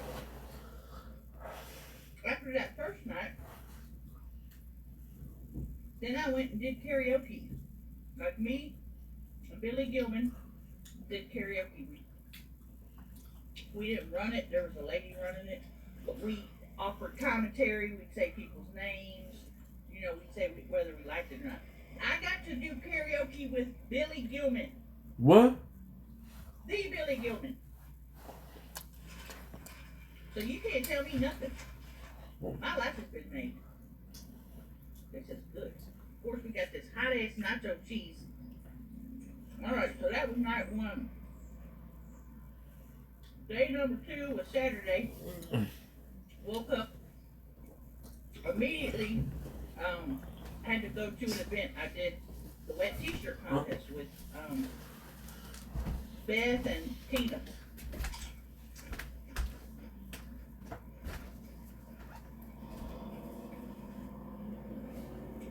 And because it was raining, we couldn't be out by the pool, so we had to do it inside. And they just had, you hear this? They had to spray themselves with water. And the lady in church said, what do you want to judge on? I said, well, I want to judge on length. I'm going to judge on how long someone's boobs are. And Tina was judging on nipple size. And then Beth judged on performance. That little girl running. Each person get up there, spray themselves and start shaking it, you know. And I'd say, oh, those are good ones, but they're not long enough. Because I was trying to give love to women who have a longer breast. Because usually those are the ones that are, you know, people say are not as attractive. And I say always, there's no such thing as a bad tip. You know? Love them all. Alright, so we did that. I can't remember the gal that won. But Turkey was in it. Turkey, she's on TikTok. She had some long ones, and it was like looking in a mirror.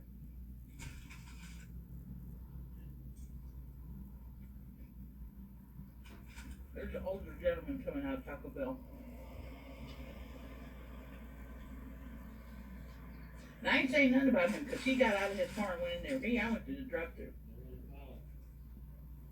Alright, we did go the titty contest, then we did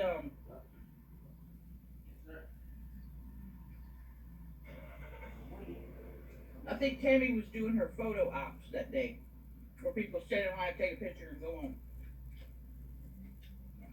What the hell did I do next? I mean, it was so busy.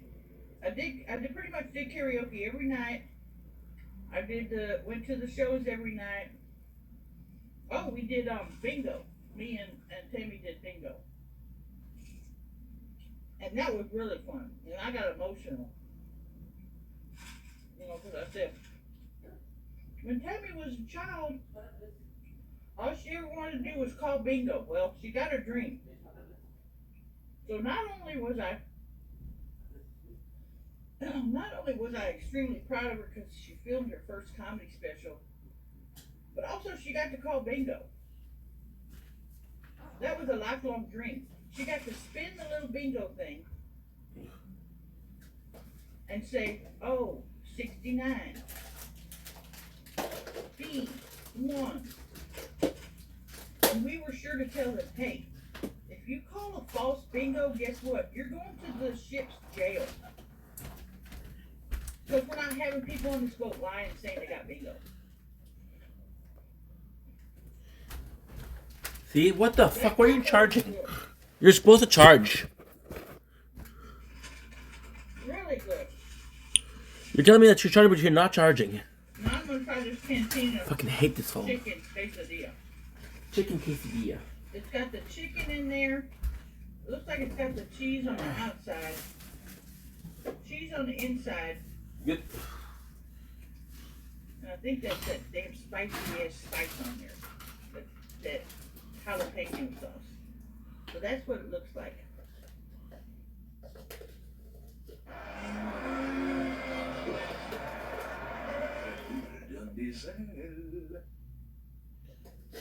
Nouveau Nivea Men Black and White, avec 72 heures de protection contre la transpiration et les odeurs. Et c'est la formule anti-tache de Nivea Men pour protéger les vêtements des taches jaunes et blanches.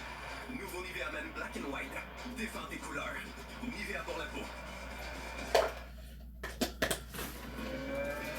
I'm sorry to be dealing with it. You can buy them on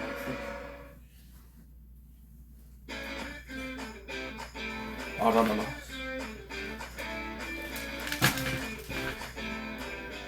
It's...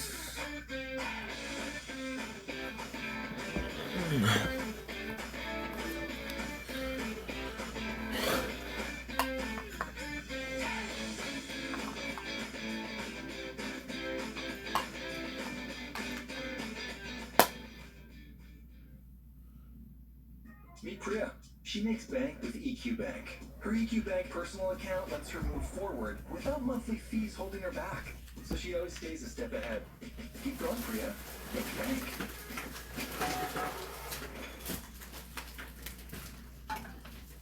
Then they did Tammy and Daryl did a live mukbang where they ate, the food that was on the ship, and then me and Tammy did a live mukbang, which was the funnest thing I'd ever done. I could do that every single day. That's so cool.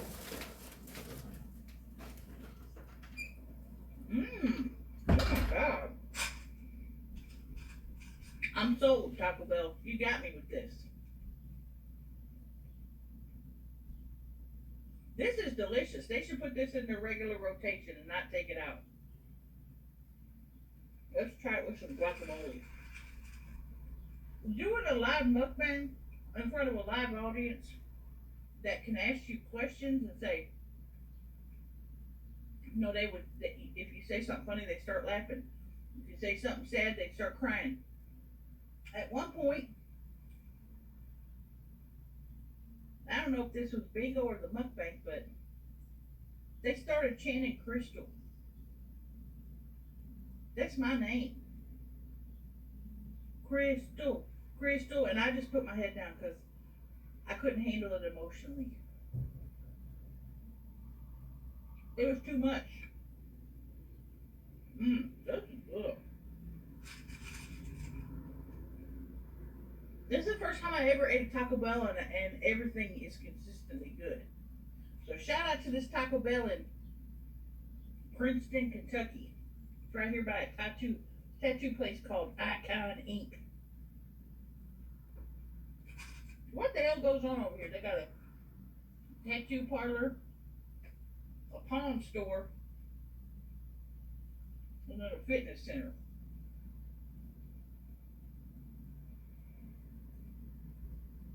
And I tell you what, I do not pawn stuff. I've pawned a couple things in my life, but let's say you take a gold ring in there that's worth $1,000.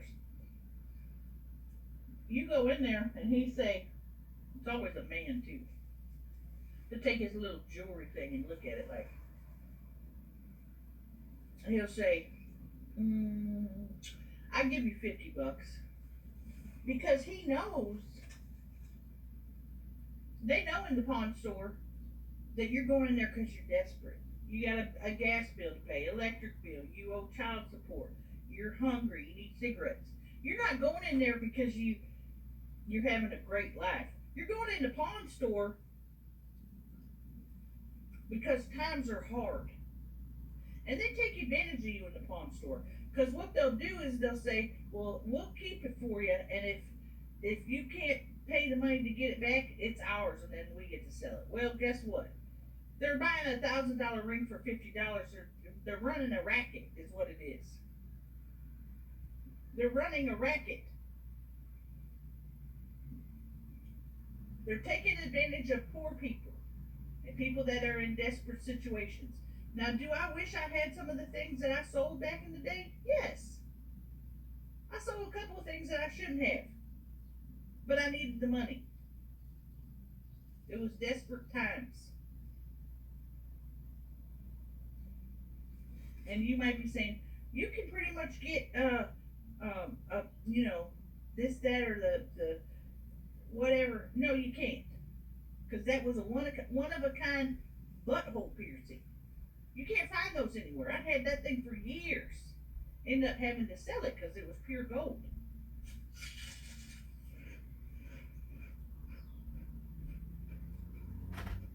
I guess they now wear helmets on their motorcycles because these people just ride around without helmets, which is dangerous. And he's probably like, I don't let the government tell me what to do. Well, let them tell you what to do when you bust your freaking head open on the ground. Then you'll be crying and carrying on. All right, I'm gonna taste another one of this quesadilla.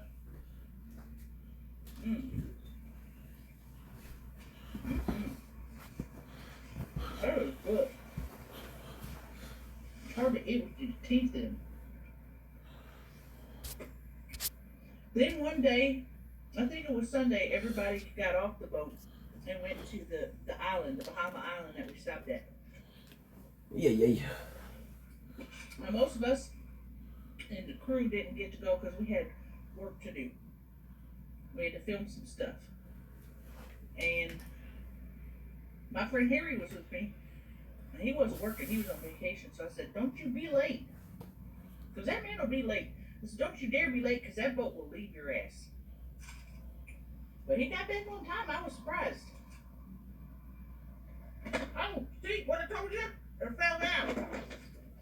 It fell down.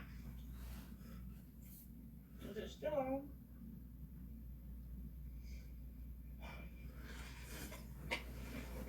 Let's put it back up there. Hopefully it'll stay.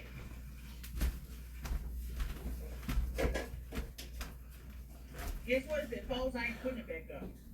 Why does it look like that? It looks terrible.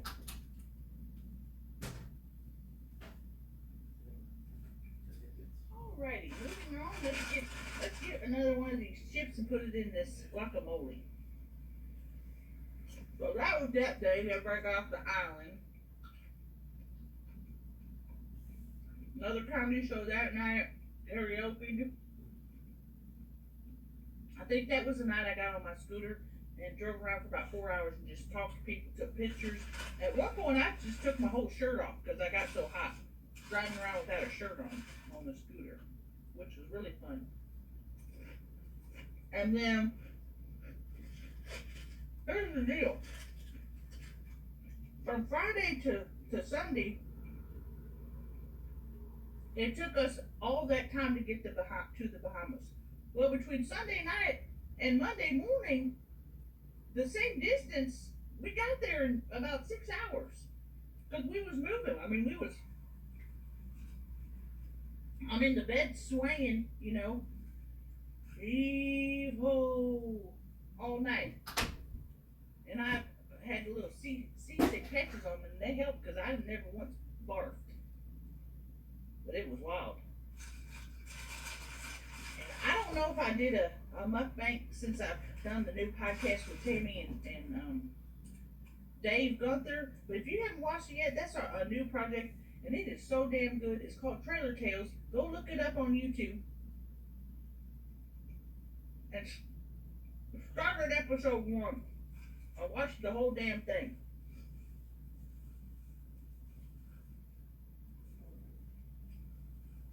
I think I'm about full.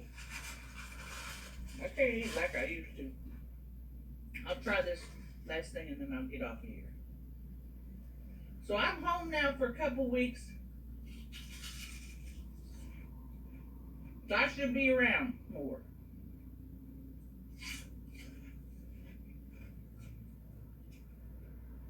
So I'll see you next time.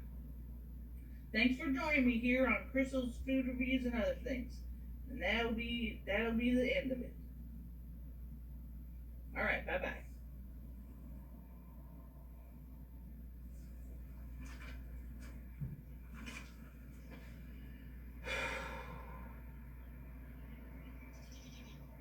How would you tell them about your butthole ring?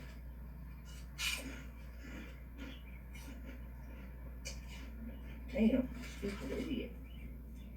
Oh, I pawned in my butthole ring.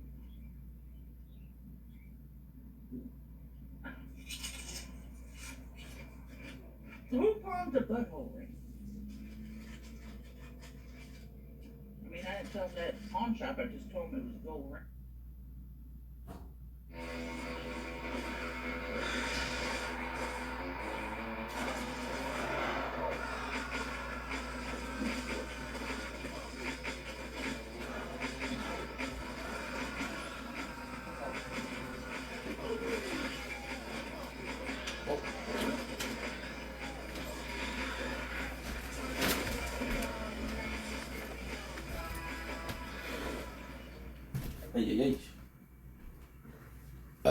My apologies. Je m'appelle Philippe, je suis opérateur de l'usine Heinz de Montréal, ça fait 8 ans. Le ketchup Heinz, il est canadien, on prend les tomates en Ontario. Nous autres, la qualité, c'est super important. Quand on reçoit la pomme de tomate à Montréal, tout de suite, on commence à faire du ketchup. À l'usine de Montréal, on peut sortir 26 000 bouteilles par jour. Pas mal de ketchup, ouais. C'est sûr qu'on est fiers d'être choisi le meilleur monde sur le meilleur produit. Pour moi, c'est le meilleur. Quand on parle de ketchup, c'est Heinz. Hey, c'est bon, ketchup, ça.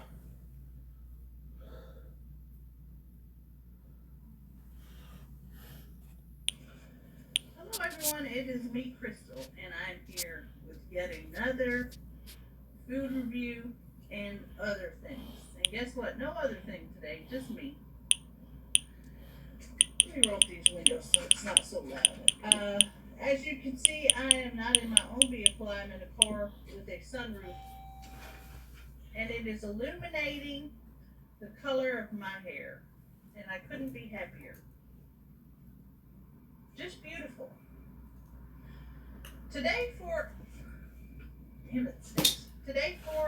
our food.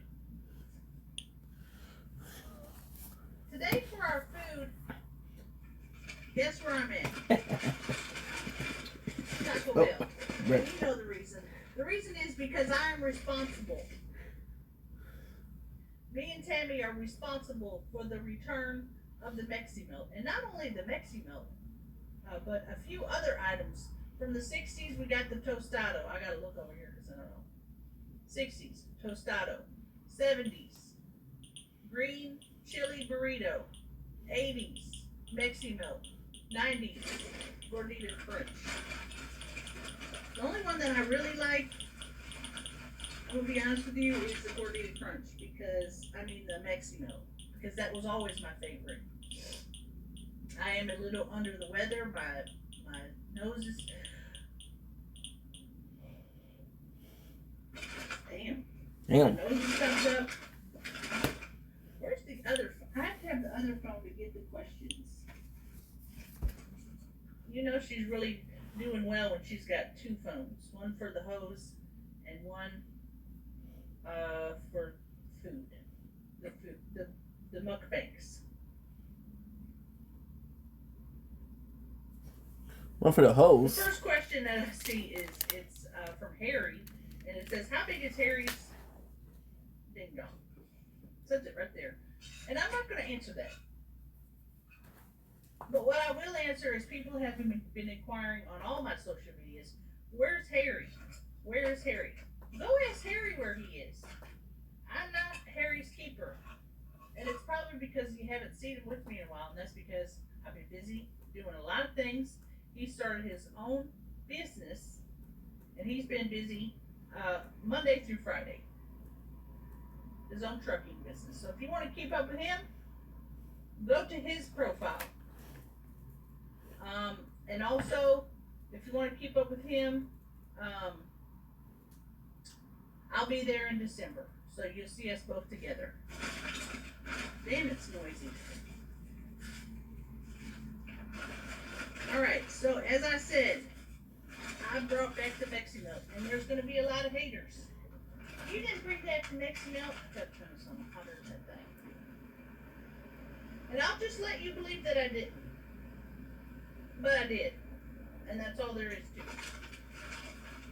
Alright, let's turn this down a little bit so that we do not blast me out of the water. Damn. Hotter than that thing. Alright, we're going to start with the Mexi Melt, and it's in the regular wrapper. I have not had one of these since the 90s, but you know how I know it's Mexi Melt? Because there's tomato on the outside. And I don't eat fast food too much anymore. So this is going to piss me off to have to eat this.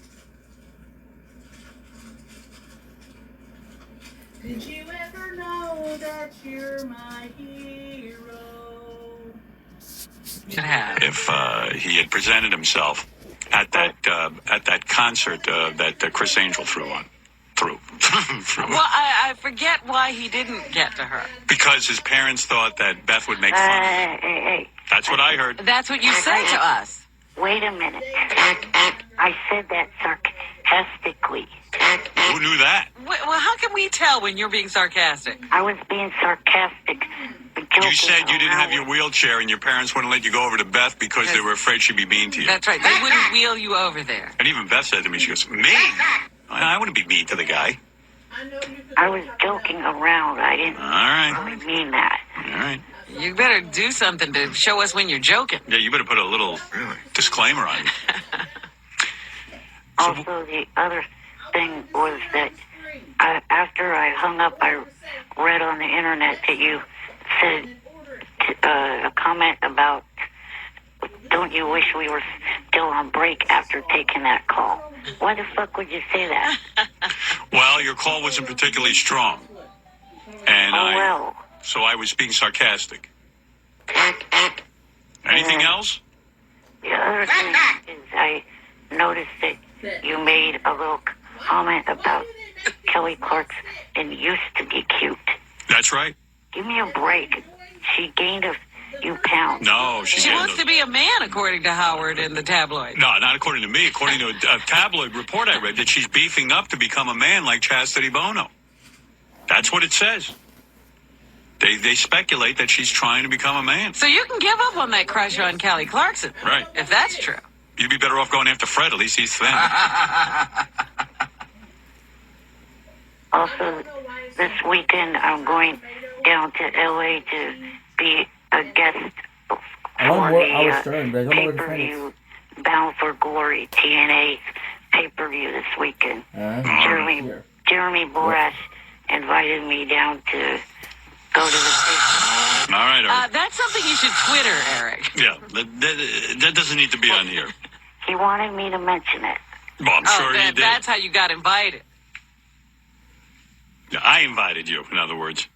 By the way, Eric getting a couple of negative letters in the email. He's just back and already right. the negative email. Just from his one appearance yesterday, people said, keep Eric off.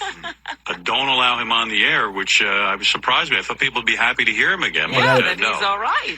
Vince wants to say hi to Eric. Eric, meet Vince. Vince, go ahead in Los Angeles. Hey, Albert, how you doing? Hi.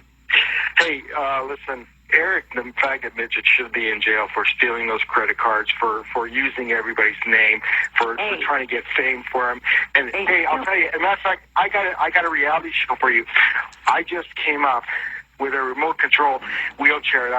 What I want to do is, you know that game Wait, why am I Frogger? getting I want Maury? to put you in it and put you on the... And I'm sorry. Hello? A stupid read the internet called Shabuti.com. Johnny did an interview where he admitted that credit card shit was a joke. Melinda. Phone number beginning with the area code or enter your 9-digit account number. Hello? A retard, you can't even work a phone. Something's wrong with my phone. Yeah. You're cutting out, and Eric now claims that anything that went on with... Sales-related questions. Hey, Howard, I'm going to call you back on another phone. Oh, please. Okay. Eric, thank you very much. Going to call me back on another phone. You say some of the things you love about the show. One in particular is Eric the Midget. You got to make Eric, if you stay on after this contract's up, you got to have an Eric 102. I love Eric the Midget. Why is Eric the Midget so controversial? There are people, I read the email every day. There are people who love Eric the Midget and people who hate Eric the Midget. There's almost no in between. What is it you love about Eric the Midget? Because I'm in your camp. I think Jimmy Kimmel says it best when he's like, the way Eric gets on the phone and talks to Howard as if he's an equal and yells at him, and it's like there's awkward silences. I mean, I could listen to it all day. I go on YouTube and listen to, there's some guy that puts up clips of every time he calls in. Right. I sit there for hours at night listening to clips of Eric the Midget bitch about this and that. I mean, Eric, do you hear this? You're getting accolades from You a have a super fan. You have a fan. Thank you, Mike. It's Matt. Hey, Eric, I love you. I love you. Thank you. Thank you for giving me an awkward silence. I mean, is that your favorite when you just kind of, it takes him a long time to rev up and say something? This is as big as if John Lennon came from the dead and talked to me. Wow. John Lennon, Paul McCartney, Eric the Midget, and Howard Stern, Artie Lang. Were you ever a part of his website when he was doing his? I forget what it was called. I'm not that big of a loser to go on the Stickum, but Oh yeah, when he was doing that American Idol show. I was friends with him on MySpace, and then you got booted. I sent him an email about something, and he sent me this big message about how I'm cleaning up my friends, and you're one of them that I'm cleaning up. This long email. I'm like, so he threw you off MySpace? Yeah, and then I sent him another request, and he just wouldn't answer it. Like, he knows who I am. Like, wow. Eric, will you acknowledge me now, and can I be your friend? I love you. Yeah, I have no problem if your friend requests me again. All right, Eric, and flying with the balloons, that's my dream come true. That is my dream come true. Please, a lot of people say that. Fly with balloons. Do you tell him that in the email? That's when he gets it. Well, he went through my pictures, and I do have a picture of balloons. Right. And he put under it, these will never be attached to me. Capital letters, ever. Eric, you could see your fans who love you even get burned by you. You are very difficult to be a friend with. Silence. I really don't think I am. All right. Eric, before I move on, because this is a big contest, I know you were on hold for a while. Did you have something you wanted to say? Yes, I was on hold to say sorry to Artie for last week. Wow, that's very nice. Apology accepted, Eric. Thank you. Wow, that's a big deal. Eric had been a little rough on Artie because Eric was looking forward to making his stand-up debut. Well, no. That was the no reason. But I was getting one side of a two-sided story. And Oh the my one God, side we I have was it. getting was making it sound like Artie was ripping All right, it. you know what? Even Matt is having a good time right now, and he loves it, and he's felling as you tell your story. But This is about the super fast. this is about the super fast. competition. And Eric, I'm going to say that was awfully big of you to call in and apologize to Artie. Artie, you do accept the apology? Absolutely, and I would never rip anybody off. I'm very professional. What are you eating right now, Artie, so people know? Bacon and eggs. Bacon and eggs. Eric, accept me, Matt Ryan.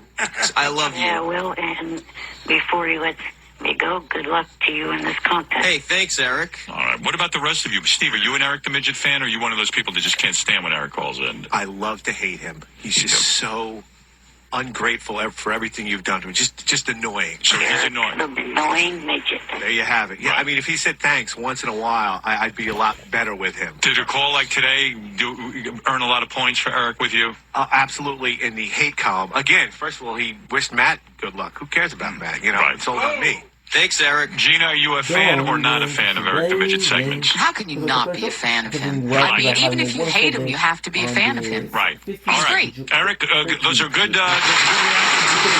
And we'll talk to you again at some point. We got some delicious. He'll be mad at me that I just hung up on him. We got a Shake, drink are you with there? some I don't know. I gotta We have go. a laid back bag of nuts, which is amazing.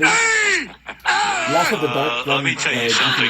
Eric the Midget wants to say hello, and then I'll let you get out of this madhouse. He's seen men in thongs. It's been a tough morning. Eric the Midget, say hi to Kurt Angle. I know you're a fan. And I'm going to be playing this game for 200 hours. And I want to shout out to Eric, Channel. nah, Kurt, to go out with me. Yeah. How you doing, Eric? Oh, this is a good comment. I'm going to show Little Classic. All right, Eric, go ahead. What is your question? Howard Stern I show. wanted Look to at know this. there's an event This is coming up insane, in dude. May in Insane. Oakland. And some of the It's not a lot, TNA like 4 wrestlers videos are going to be here, at it. Are 10 you good videos, you know. to be one of It's not a the lot, people but still. there? Yes, There's I nowhere am. else Would you like to find go, it. Eric? I just wanted to Yes, be grateful. I I'm just wanted to hoping say to go. thank you, dude. I will make sure you're there. We'll get you backstage. Oh, no, We'll don't get be all the nice to stars. him. Oh, he's I made him honorary member of the Main Event Mafia.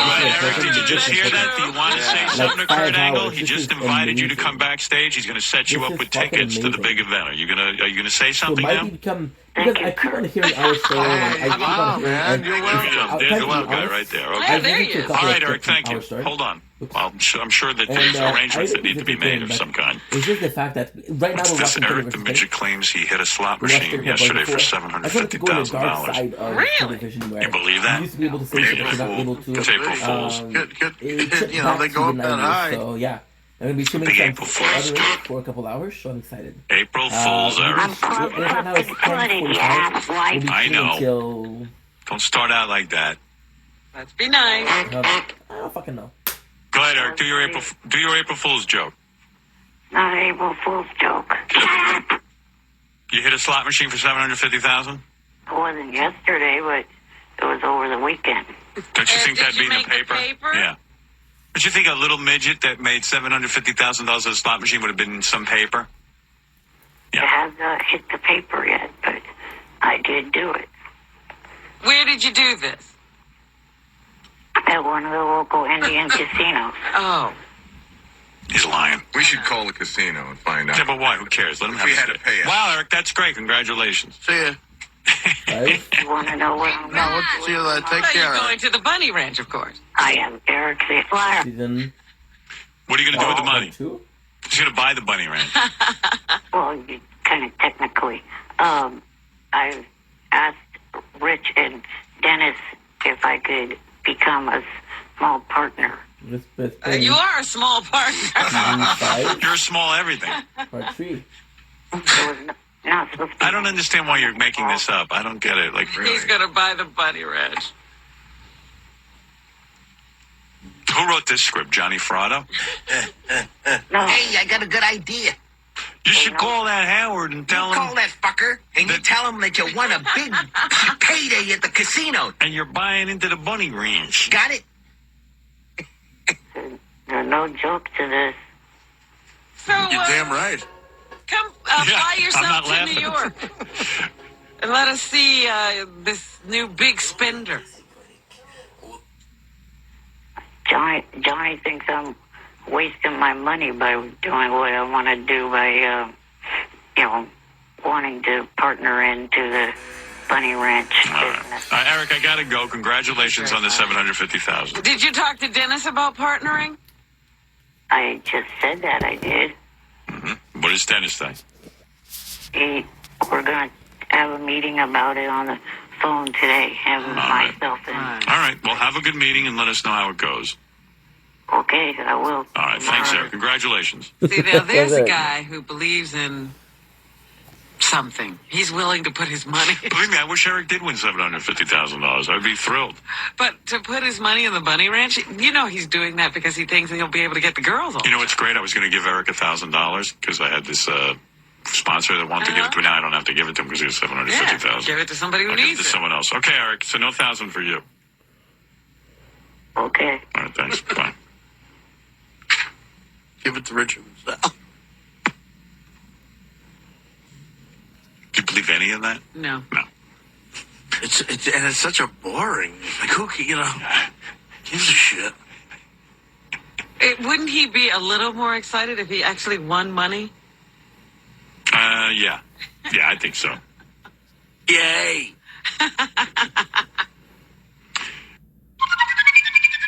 Eric the Midget. It was an April Fool's joke. You were right. I fucking resent the fact that you didn't think I came up with it. That Johnny came up with it. I love every actor. Well, it was a bad idea. You ought to not want...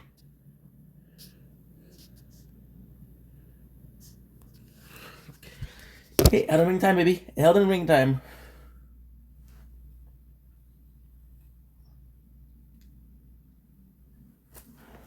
Okay. We'll go here. We'll go with...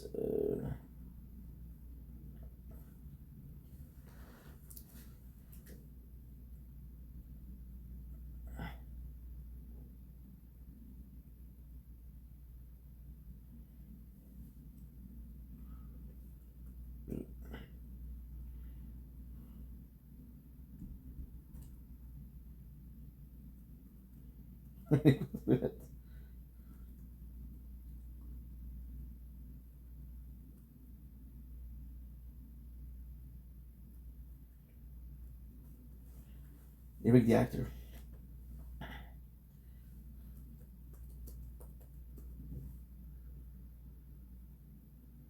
The actor.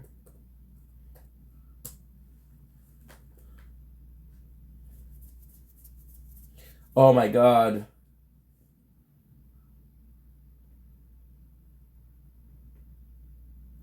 A whole fucking channel. Holy.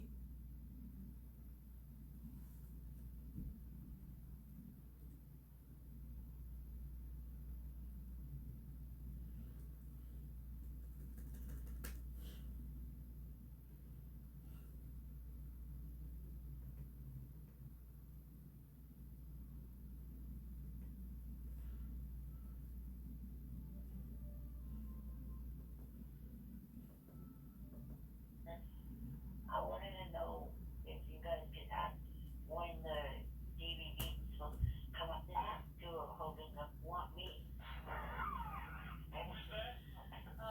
Oh my god, dude. I would start, baby. I would start. Seasons 1 and 2 of Hogan Knows Best will be on DVD. Eric, you got a lot of work ahead of you. I gotta go right now. And I'll speak to you soon. And Ralph, thank you, Eric. Okay. Bye for now. Before you leave stage. All right, thank you. Goodbye. All right, bye for now. I can't call Tower Records. Yes, sir. Good morning.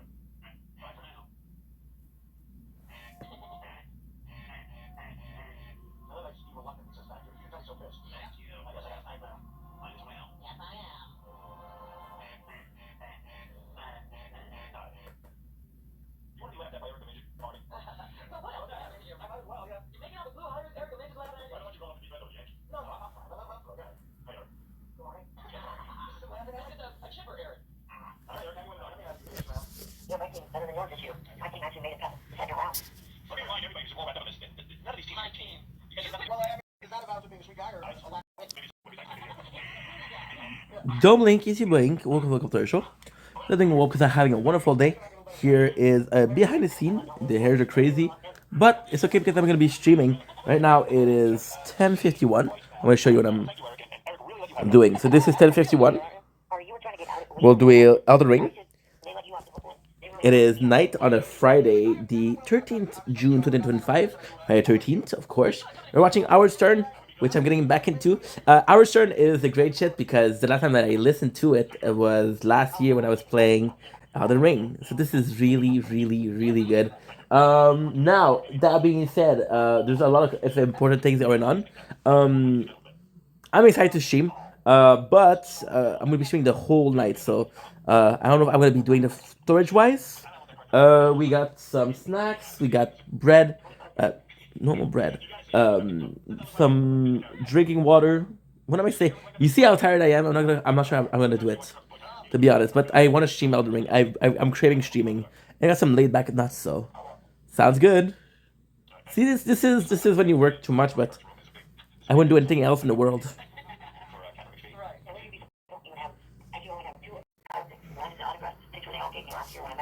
Okay. And then what we'll do is we'll do with the job. We'll do. We'll do tired, working too much, but wouldn't do anything else.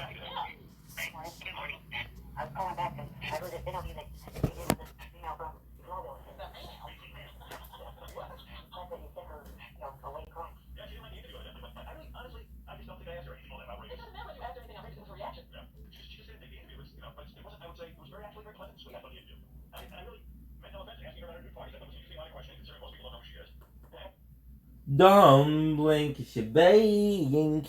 Welcome to the show. Doing well because I'm having a wonderful day on this 13th June 2025. We've been killing it with Elden Ring. So today, ladies and gentlemen, it is 10:54. We'll be playing till 4:30 a.m. So it depends. I want to play till 10:50 a.m.s, but I don't know if I'm gonna have enough storage for that. So if I don't, I don't. But if I do, I will be perfect. We're watching some Howard Stern. We're watching a Edward the Actor special because I used to be really into Howard Stern, and then I left. So it's kind of a complex one. But yeah, so we had a good day. We just woke up. We had a wonderful life. And see, the live is something that I really talk about because I had a TikTok live. It was really nice. The live this morning with Janice was really cool. So out to Janice. It was cool to hear from him and to hear how he's feeling and shit like that, you know? Now, the live, it was so good at TikTok because we had trolls in the beginning. So I was like, oh my god, I got so many trolls. Wait a second.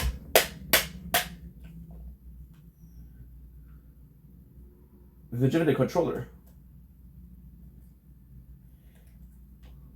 The Jimmy controller. The controller's bad. As long as you hold it, she's good. Control is bad. So yeah, we had a lot of trolls and I was like, oh fuck, this is gonna be that one of those days, right? Give me a sec. There you go.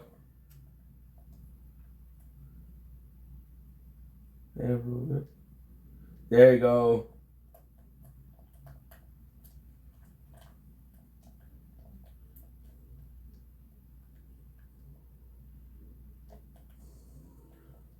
Okay, so you see?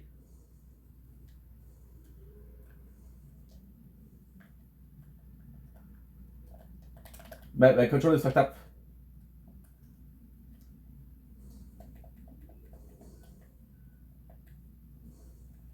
Fuck, dude.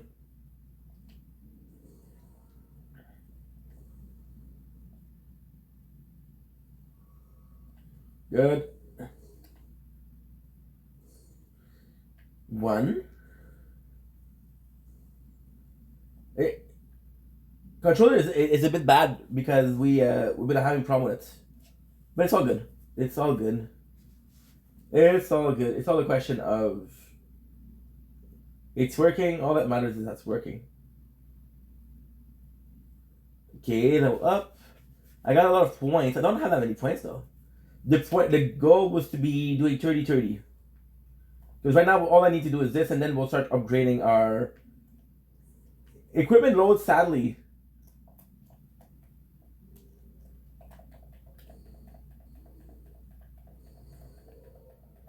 good. Okay, perfect. Okay, so now what was the plan? The plan was to do this. Yeah, so it went really well. So, oh no, I didn't. Well, technically speaking, I did meet Yura, but I don't know if I can do the Church of Communion right away. So I had a life. I had a lot of trolls, but then I stayed. I overcome the troll, and a lot of cool people come in. I have a harder time talking today.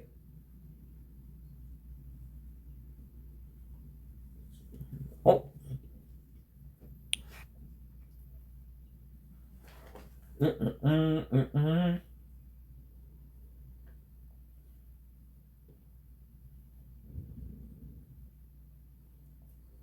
Good.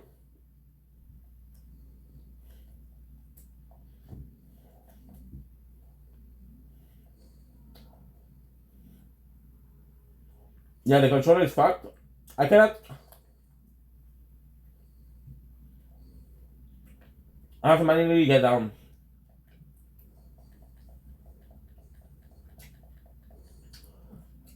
So we're gonna do the Whipping Peninsula.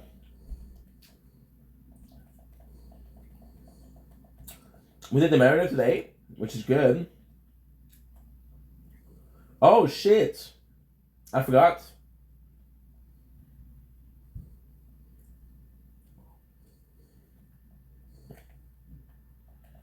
Good. I completely forgot.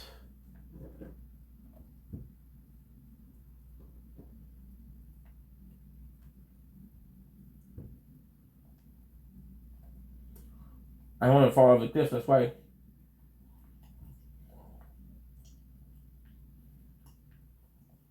Good. We have a couple of cases to do.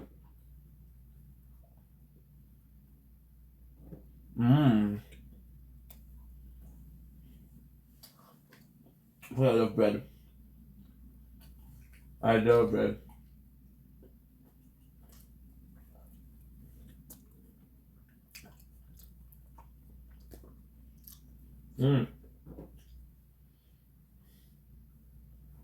Good.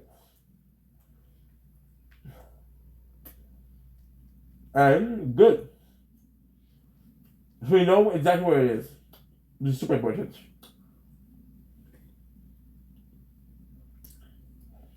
I'm having a really hard time talking today because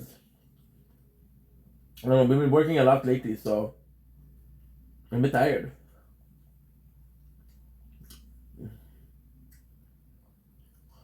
Well, just go forward. I usually never skip. I'm gonna do something like that, gonna give me enough. Okay, good.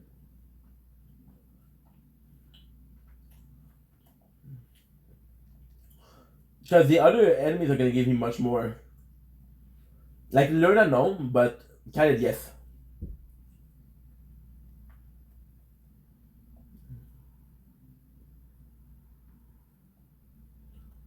No.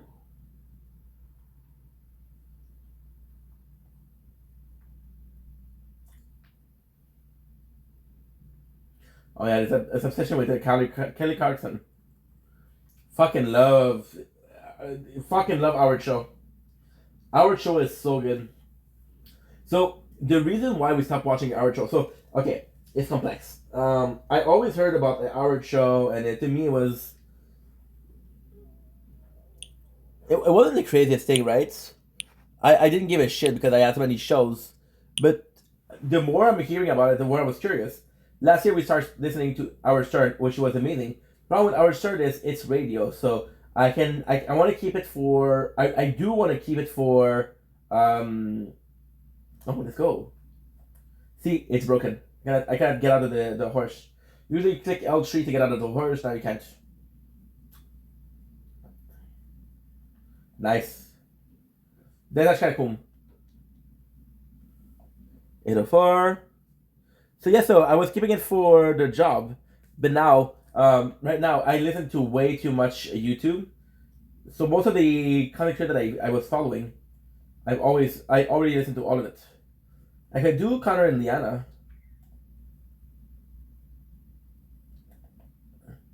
This is the cave where you get the first of the dead roots. You wanna see what it says? It could be good, it could be good. I'm sure that you can fix those controller. I'm sure. We'll do it. The reason why we did that is because we'll start from 0, even if it's only one skeleton. Animal or allowed resting place is violated. To refuse the Urchi call to return to live with death sickening.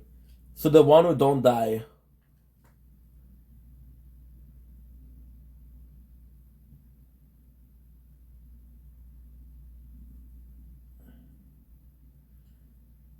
Good.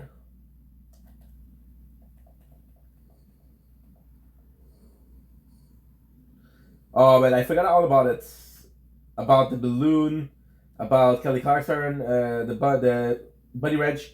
But the problem with our CERN is, like, for example, the whole saga with Eric the Midget I love, but a lot of what he's doing I don't watch. Like, for example, the Artie Lunch to me isn't that it isn't that amazing. The Beetlejuice stuff is okay.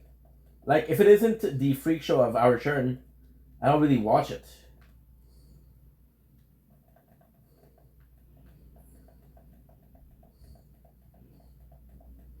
However, we got a lot of episodes on the phone.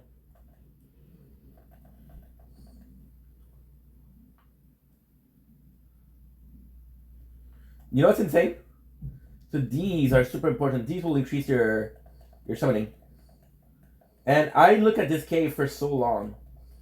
However, when you do know the cave, it's easier.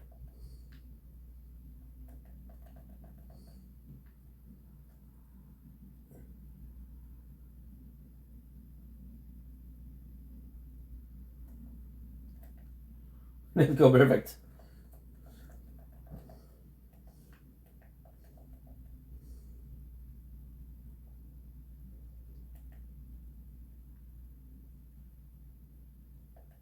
One.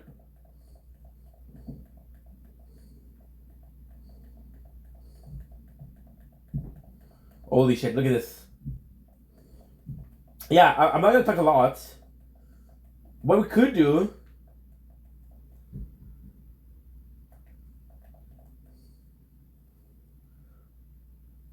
Okay, fuck it.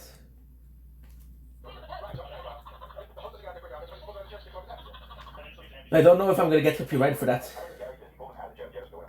I get copyrighted, I get copyrighted on the Elden Ring, and I get copyrighted on the tower. This is kind of bad. However, no risk, no reward.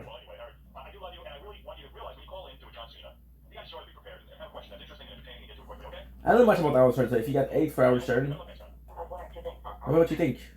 By the way, this is not going to be like, oh, every single time we're going to be listening to our CERN, but right now, so there are also the fact that today is Friday, and I'll be streaming the entire night, so kind of wanted something a bit more relaxed, a bit more party.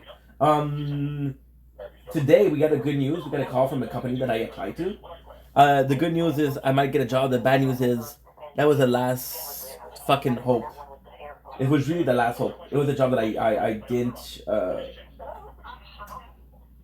didn't really want. So it's a great job. The pay is amazing. The job is easy. There's a lot of advantage to this job, and it would be like a really solid place to work at. However, it's they're putting a product in the water. Oh no, sorry.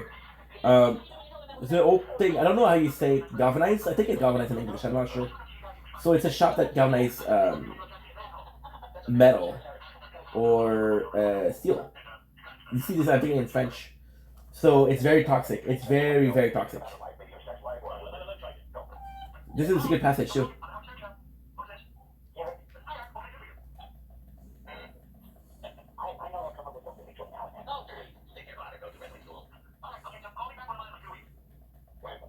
Okay, good. So yes, I want to work there. It would be a good job. It's just that the health, elf-wise, it's not great. I have to find patches really soon.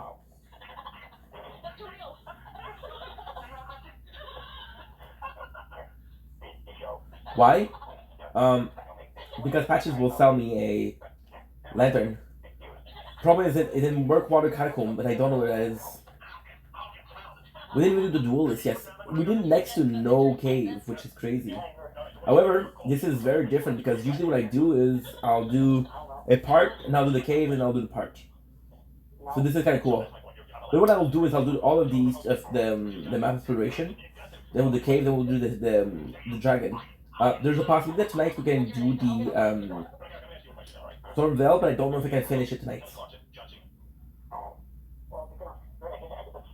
There's just a lot. We have 130 gigs of space on the phone. On one phone and the other one I got 45. The 45 is 4 hours of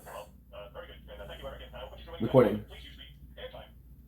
So the cool thing with Ushinata is, so the cool thing with Elden Ring is throughout the Limgrave, especially Limgrave, you get the base weapon of every single weapon.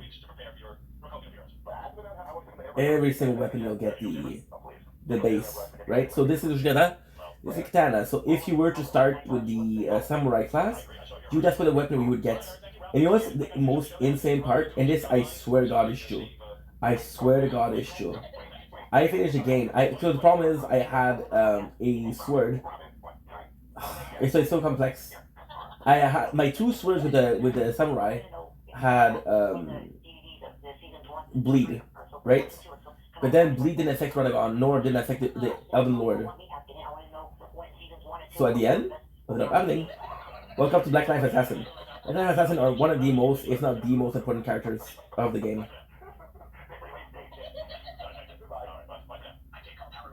They're behind the night of the killing. They're behind the assassination of Galdwin, but they're also working with Ronnie. Nice. Come on, kill him. Kill him.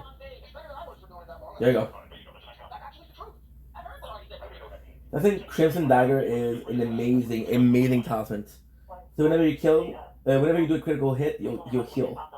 However, you won't heal a lot. First of all, Death Root. The Death Root is super important. Oh, I have to go back to the table hole, the round table hole. I gotta talk to Bounty. No, not Bounty Hunter, but D, because they'll send me to Gorong, and I'll be able to give 2 of the. In their game, there's 9 Death Roots. So you'll be able to get it. If I can't tell you what it is because it's too much of a spoiler. So yeah, so the Ushinata were great because they were a weapon that didn't have bleed on them. And I used them to be the final boss. Use them because I had to. 2,900.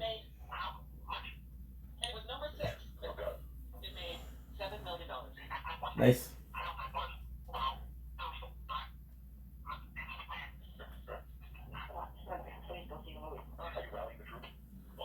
Good.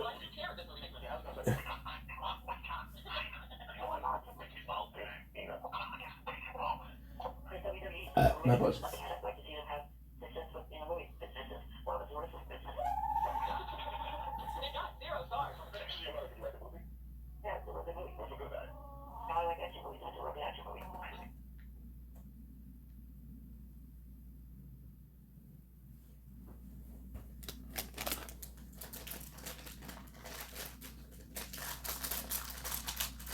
Show Death Root.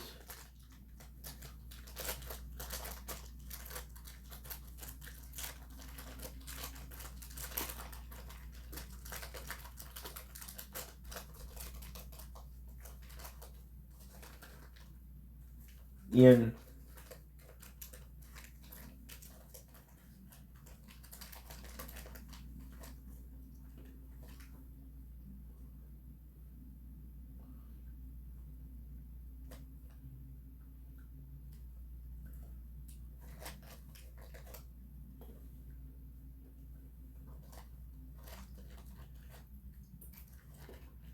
Yeah, I'm gonna show you.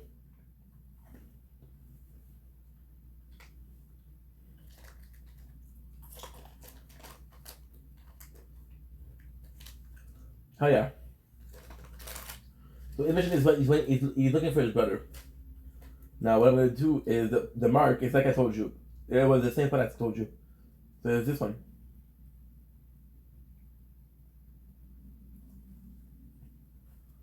We done one of them.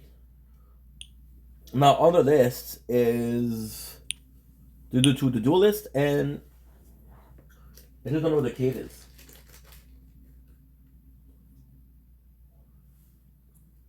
Which is not a big deal, but still.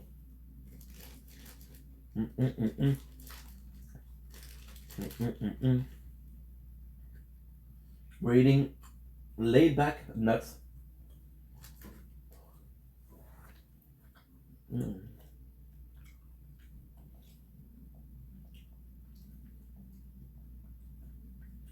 I'm not mistaken, you're hidden in here.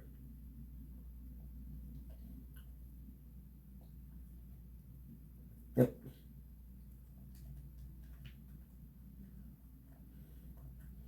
Pain control that don't work. It's really bad.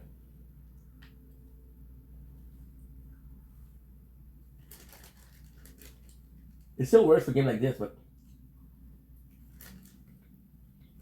for a game like this, I have to find out the game that works with the game that doesn't work. For example, we're starting Delphi Chronicle. Is that good enough or not?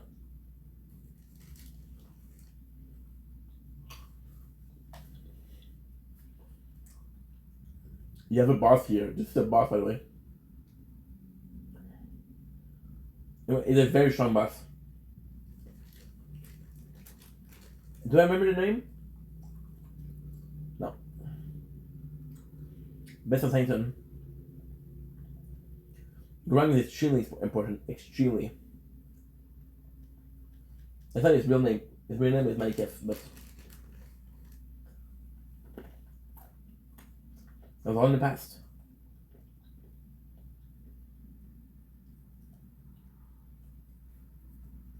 No, I want to talk to him first.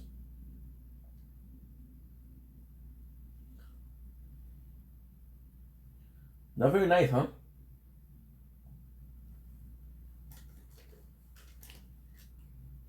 It'll give you the eye.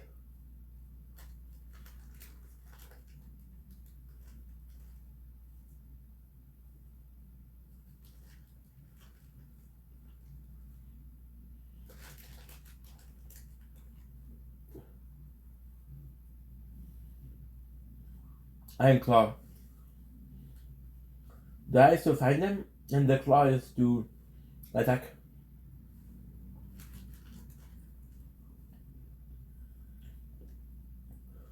Like the seal. The seal is the same we have, so we have two. And the dragon, this one. They both cast spells.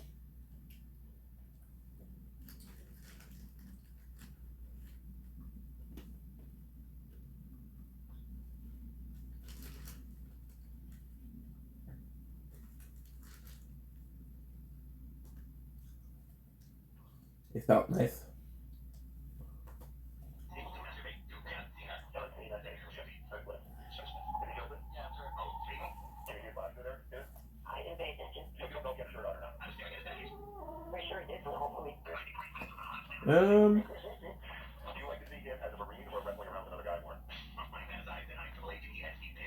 I did. The map is huge, guys. The map is huge.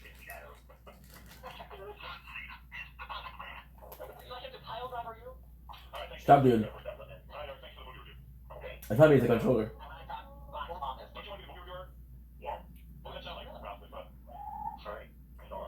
Stop it, dude.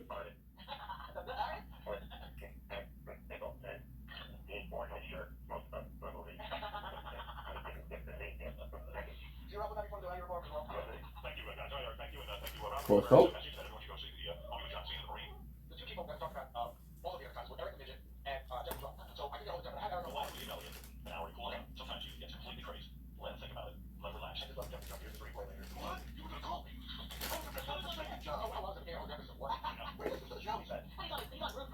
Mm. I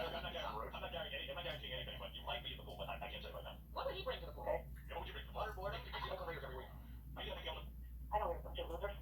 They don't want to game yet. I don't want to pick them. Who would be your pick this week? Oh, Indianapolis. Okay, good. For some reason, I thought it was gonna be Wolf.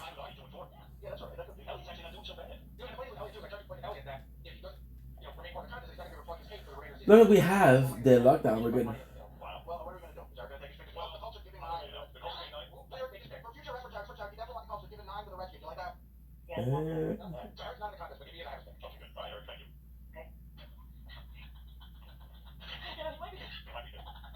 Boss baby. So the Fireflies.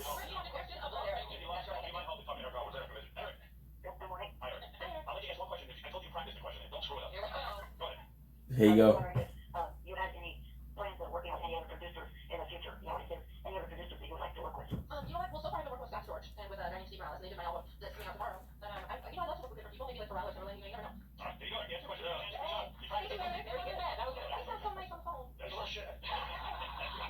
That one. Whoa. Yesterday and today, all 3 damn days you have this on hold for hours on end. You ignorant, retarded piece of shit. Stop doing that. The only one is the most to fuck this up. And I wanted to actually do something called agreeing to the moment. They're make the actor. You've been doing your whole ETA. my little white ass big nose piece of shit. Oh, I love it. The way you start off is just brilliant. I love when Eric Mitch is pissed. I think I saw those guys. Johnny's on the phone with Eric. It's a whole fucking deal. It's gonna be a huge show. This show. It's like I can't get them. Johnny was, if I remember correctly, was somewhat of the liaison. Because Eric needed a liaison. And Eric was done with, no, Johnny was done with Eric said, oh, this guy is a fucking nightmare.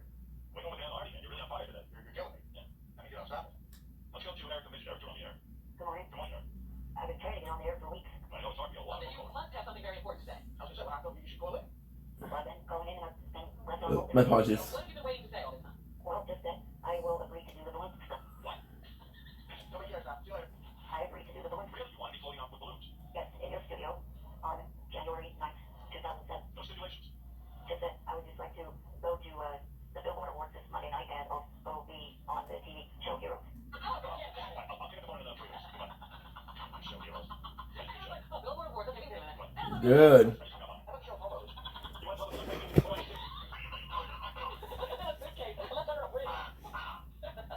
That's fucked up. It's not cool to make fun of him, but he's an asshole, so it's somewhat okay.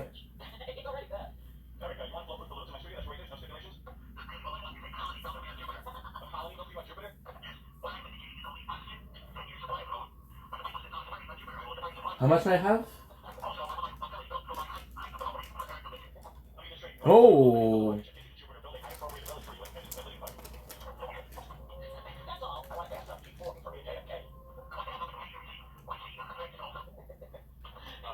No storage.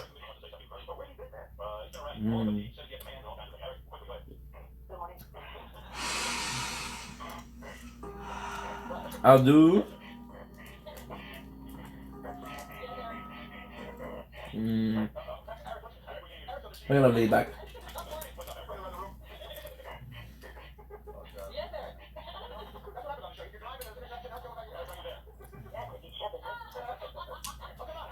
Strawberry and white chocolate. Ooh.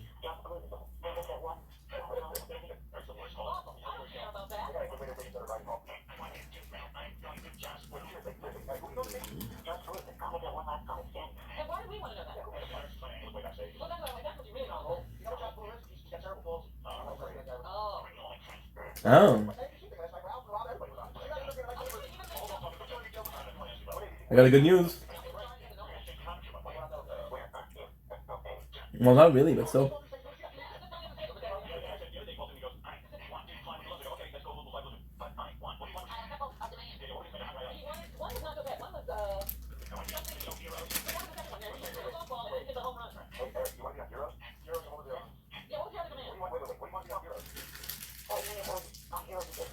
What about 6? So guys, we're fixing the storage. That's what happens when you make content.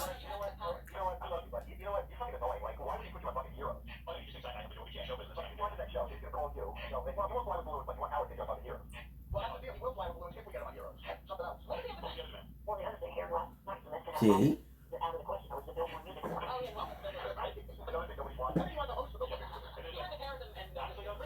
Oh, la, la, la. So annoying.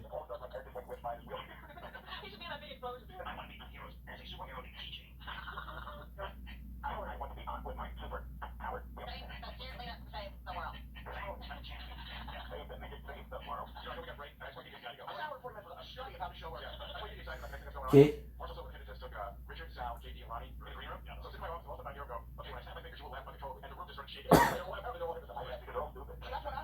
Good. This is done. 6.5 gig is about 20 minutes. We're good.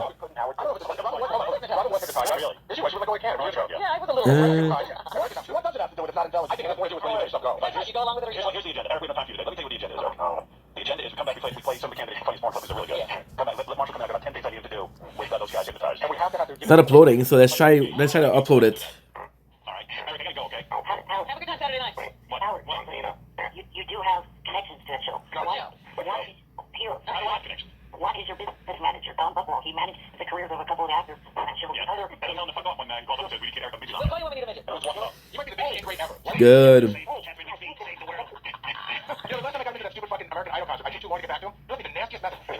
Okay, perfect.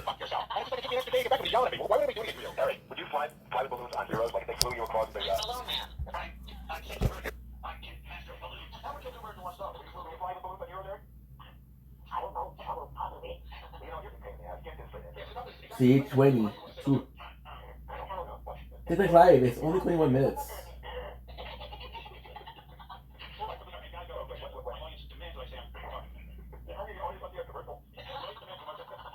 Okay.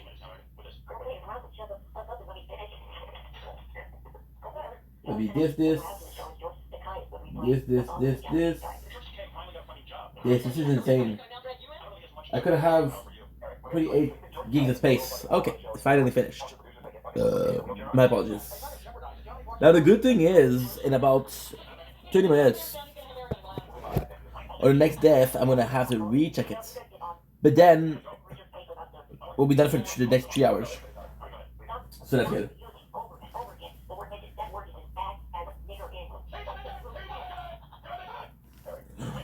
Again.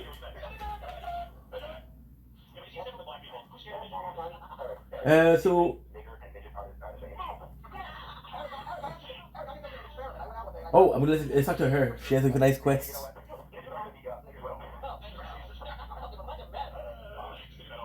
There's a battle. This is such a cool place. Oh, it's not working.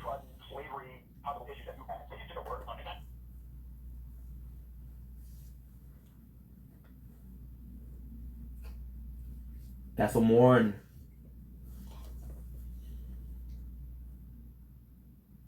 They're not servants, they're slaves.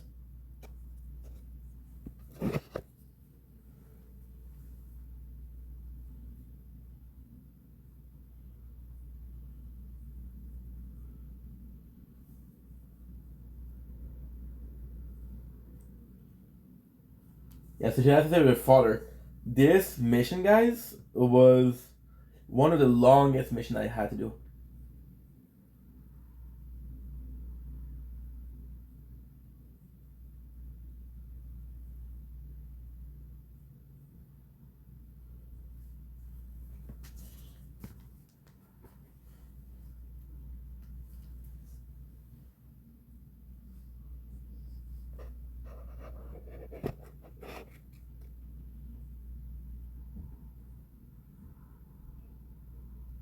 This is so cool.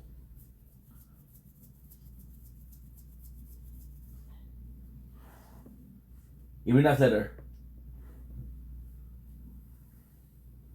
Please. This is so cool. So she'll come in and she'll be like, hey, bro, this is so cool.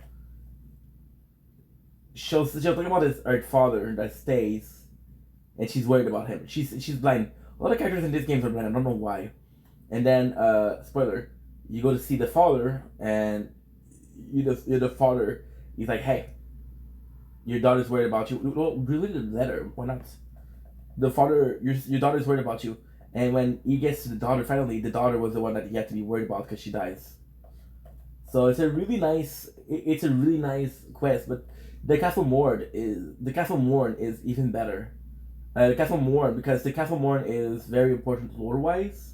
That is the defiance of the servants, which are misbegotten. So it's really important lore-wise. And also, it's really cool because it's a hard place. So this is probably one of the hardest, somewhat dungeon of Limgrave. It's not really a dungeon per se.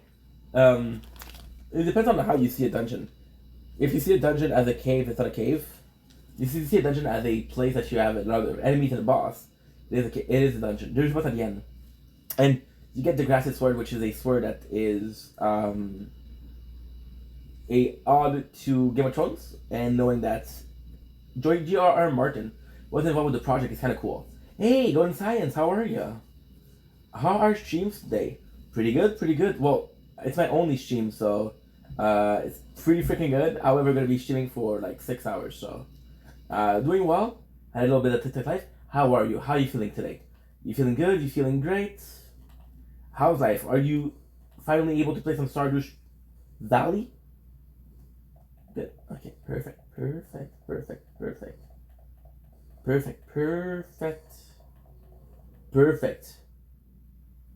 Good to hear from you.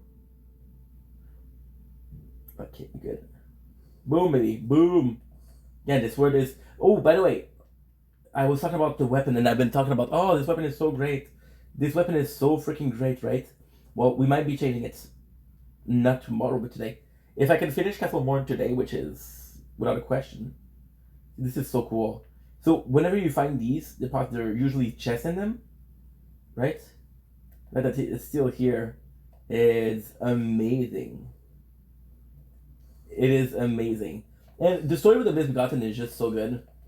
Like, for example, right? The Misbegotten, it is so crazy. Because in Limgrave, and this is the fourth playthrough that I do, so I know a little bit more.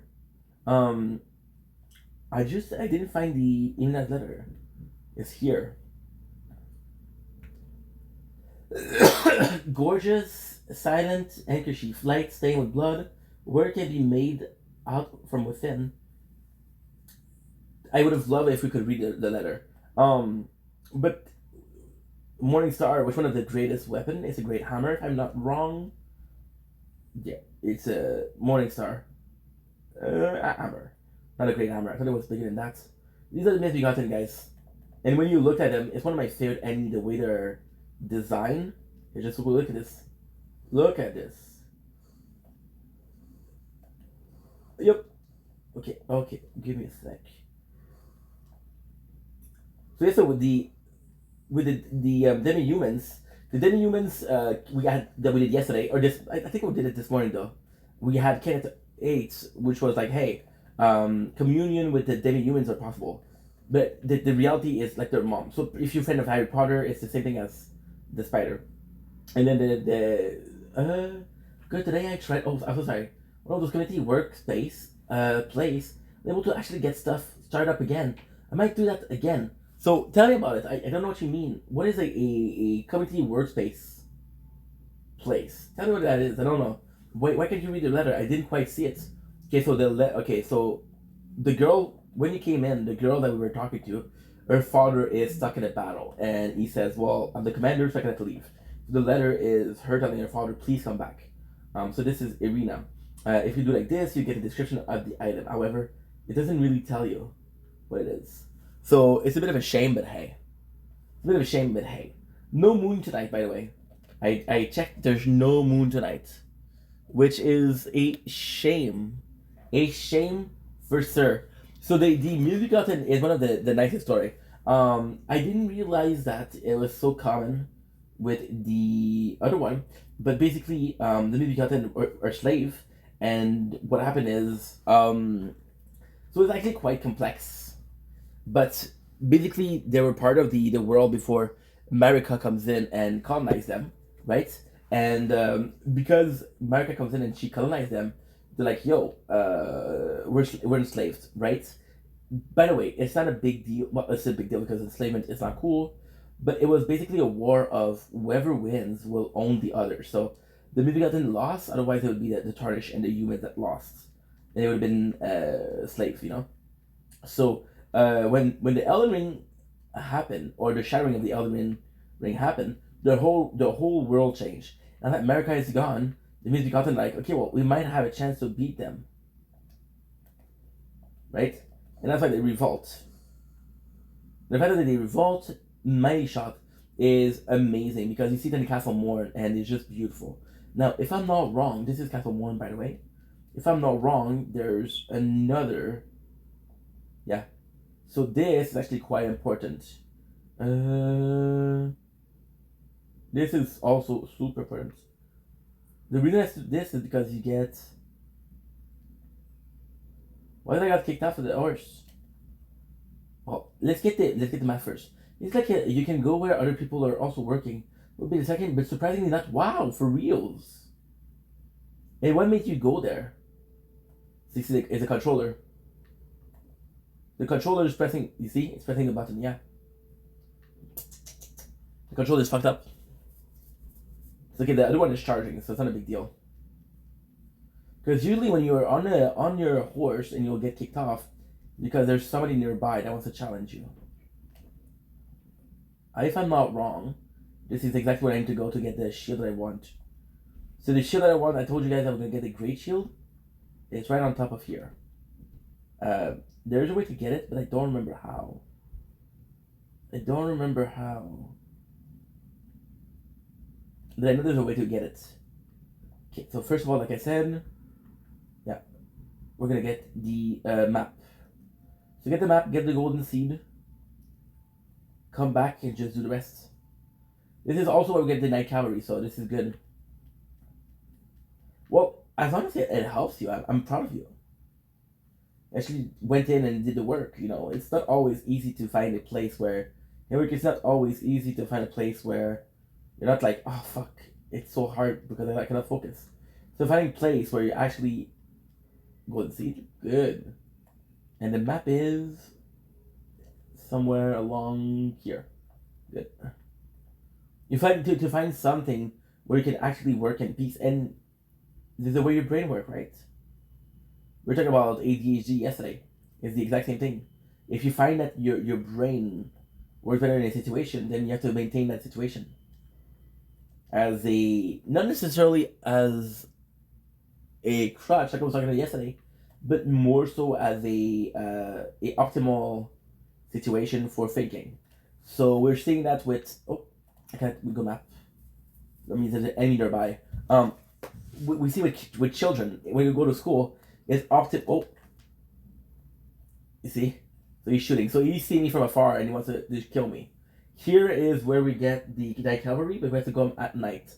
What I'm going to try to do is find, there you go, that's good. You have a seller? Let's see what he sells. Right? There you go. Good. I don't have enough to level up it, so. Okay. Tower. Flask. We have another charge. Oh, the reason why, I guess my sister wanted to go with her friend to the mall, and there was just one place that close by, and she didn't want me to hang out with, dude, that is shitty. Are you guys not close? Because I told you yesterday that you had siblings, and I kind of guess that you weren't close to them. So, yeah, boo, that's kind of shitty. That is actually shitty. Well, guess what? That's not cool, and I don't appreciate your sister doing that. Okay. So you told me yesterday mid-20. Is she younger or older? Because basically, because you're older, you're the king of the house, the queen of the house. So you're like, fuck you. What you gonna do about it? Go cry to mommy. That sucks that she gets to tell you like that. But hey, that was a positive experience at the end, so who cares, right? She's younger. Shit.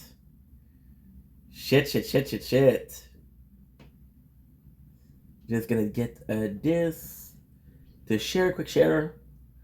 We have a lot of space on the phone, so we shouldn't have the same problem as yesterday, but still. Because now we're streaming games on the phone also at the same time. So now I'm making sure that both of them are good, because we're streaming 3 games and this game right now, so it's a bit harder. Quick share. Please show up. Please show up. Please show up. Please show up. Okay. Bum ba da dum bum. If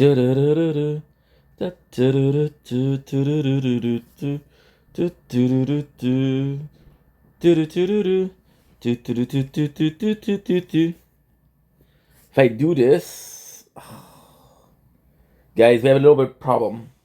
It's not a big deal. Don't worry, it's not a big deal, but it's still a situation that is kind of shitty.